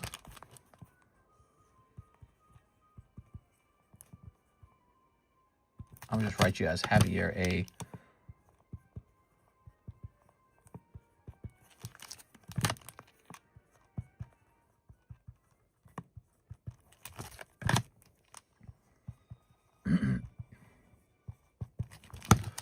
All right.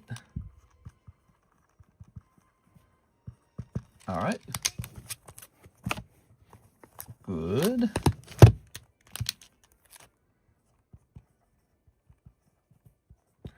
Do.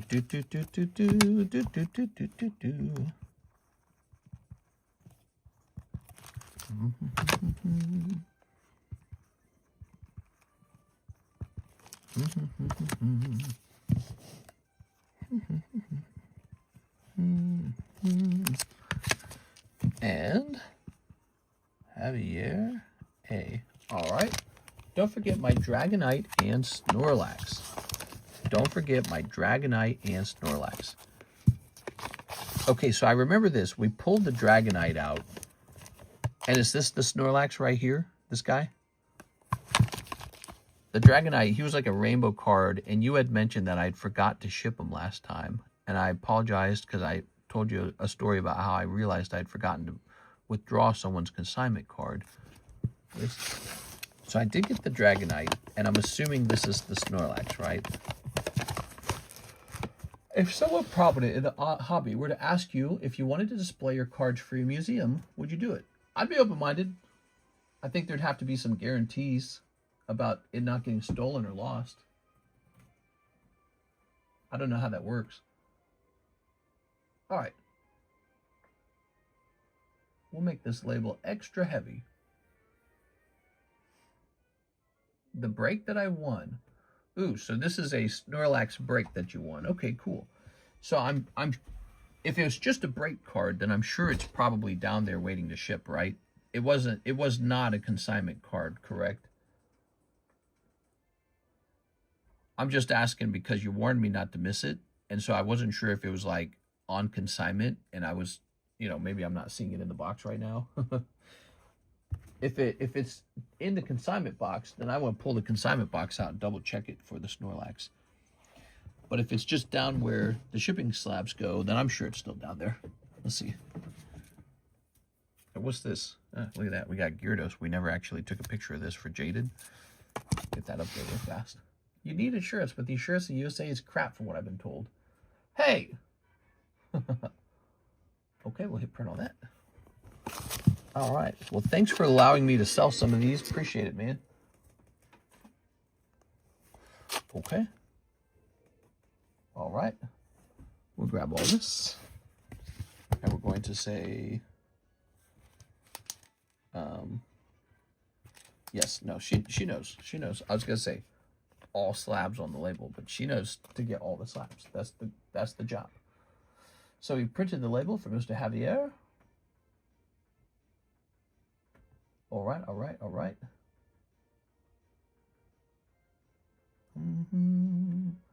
Let's give the audience a chance for this mark card now. All right, mark is the keyword. So you guys start typing in mark, and we'll give out a couple spots for this mark slab. Wait, so you don't have collector's insurance? So I do have some insurance. You know, when it comes to the subject of insurance, it's complex insuring your stuff. But it's like, you know, when you ask a question like that, I think it shows a curiosity about how insurance for Pokemon cards work. So it's not as simple as it sounds to insure, you know, let's say you want like a $3 million policy, but the cards are just being stored in a home, not in a business warehouse. You know what I mean? So insurance policies can be pretty complex, especially if you have to itemize every single thing you want insured. And then the insurance often doesn't cover as much as you think it does. Like, you know, it can get tricky for each part of the policy, like fire versus arson versus, you know, like flooding versus tornado versus robbery and theft. And then, you know, when you actually work out a lot of the policies for some super high-end, cover it in all cases insurance policy out of your home, they end up wanting like some truly outrageous amounts of money to insure the whole thing, you know, in its entirety and completion. So do I have insurance is sort of like, it's like some insurance. It's tricky. Capital M or not, mister? I don't know what capital M means. Okay. Oh, you're asking for how to type Mark's name. Yeah, I would put in the capital M. I don't know if it makes a big difference. They insure both inbound and outbound. Oh, yeah, shipping is another thing you can insure. Here it is. Let's see. Here's CC Collects. So he is already in there, and now he gets a second spot. Okay, and then 16. Here's Tonka Tootsie. I can give you guys some advice, though, for your home. Don't live in a place where you get natural disasters. It is. Have a plan for protecting your cards if something is going down. If you have a serious size collection, you need a TL30 vault, and that's called Tool Assist or something like that vault. It basically ensures it takes at least 30 minutes for even a seasoned thief to break the vault open. So TL30 vault, preferably hidden or bolted. And then reinforced steel doors. And same with like the bolts and all that. Third-party monitoring of your home. Third-party monitoring. So another company watches your home for motion and breaking windows and doors being opened when they're not supposed to be opened. So those three things. And then, of course, you can just get like regular cameras that connect to, so you can buy motion cam. They're very cheap. They don't even cost much. You can buy a bunch of these camera motion sensor devices and put them around your home. And, you know, it'll even notice if the cat walks by, and it'll record a video and alert your phones. So there's all kinds of things you can do for security. Now, once you have a lot of that security, the cost of the insurance goes down. But even then, it's still really complicated. Like, what if I have a Pokemon card, like a particular slab, and it's insured, and then I sell it? Well, then you got to go to the insurance company and say, I don't want that one insured anymore. So it's actually there's kind of like a logistics problem to insuring every single item. It gets really tricky unless it's an item you know isn't going to move at all. Excuse me. Okay, here we go. You ready? They don't want to do like an umbrella policy. That's what I'm trying to say. So they don't want some umbrella policy. Oh, yeah, here, we'll just cover you $3 million. And if anything goes wrong, bada bing, bada boom, we'll cover you. Insurance companies that cover collectibles aren't like that. They don't go, oh, yeah, sure. Eddie Mendoza. Ooh, it's Mr. Eddie birthday. All right. Ring camera. Yeah, Ring camera. Obviously, I have a Ring camera. I had Mr. John install the Ring camera. And then miraculously, no more packages ever disappeared. Computer. Oh, it says Mark Valerian on the back. All right, let's put this here. Suspicion. Let's grab this. I would highly recommend you looking at Collect Insure. They work specifically with businesses and solutions for all those things. Here we are. I would recommend that I just liquidate all my Pokemon cards right now on eBay in auction, and then just fart off to some nice home somewhere. That it does tempt me, doesn't it? There's like a temptation to just sell your stuff and then maybe make a move or something, you know, like maybe go to a nice new home. Thank you, Mark. I wouldn't have Pokemon cards anymore, though, and let's be honest, I mean, what's the better investment? Real estate or Pokemon cards? Well, we all know the answer. It's Pokemon cards. Pokemon cards times 10, bro. Just imagine I buy like some stinky-ass home. It's like, it's good, but it's like, it doesn't have all my Pokemon cards in it anymore because I sold them. And the Pokemon card market doubles, and then it triples, and then it quadruples. And now I'm looking at Legendary Collection 10 Charizard needs like $1 million, and all I had to do was not sell them. You know, wouldn't that be stupid? I don't know. People don't think that that could happen, but maybe it won't happen. We'll have to see. We'll have to see. What do you guys think the ceiling is for Pokemon card prices? You know, people sit back and they claim Bitcoin's, instead of being like $65,000 per coin, they think Bitcoin's going to be like $1 million per Bitcoin. All right. So they're predicting a future price for Bitcoin. Well, what do you guys think the future price for Pokemon cards are? You know, when the boomers hit like 65 years old, or I don't know, not the boomers, I'm sorry, the millennials, which we'll call them boomers. When the millennials hit the ripe age of like 55, what do you think? What do you think Legendary Collection Charizard will be worth then? You think it'll go down? You think this is the peak? It never peaks again. This is it. Where do you think it ends? Where do you think Pokemon cards peak? Where do sports cards peak? Have they peaked and now they're all receding? It's a really great question. A lot of greed in the world. Who knows where it's going? No telling. Elementary school is still rampant with Pokies. You also got to consider that without your cards, you probably also lose a little bit of business because you lose the marketing aspect. Oh, I know. I know that it's very cool to have all these cards. And the moment I sell them, I'm just a Pokemon card. What would you call me? Scalper? I don't know what the term would be. But you know, those it does get tempting to just sort of lock in the value that the card's at right now and then upgrade your lifestyle. Thank you all for this wonderful Sunday night stream. Just a bit slow tonight. It's been a slow week. We'll see what happens in the next week. We're starting it now. It's Monday. You guys excited for Monday? I love Mondays. I hope you guys have a great night. You guys should go get some sleep. I see the sun's coming up. I got to go get some sleep. Hopefully, I don't throw up in my sleep because I can feel that Wegovy is stopping my food from digesting as we speak. It's like a terrible feeling. So I'll see you guys for Monday, and hopefully I get some good sleep, and you do too. Okay, see you there, guys. Grand Theft GTA 6 pre-orders might mess that up. Maybe.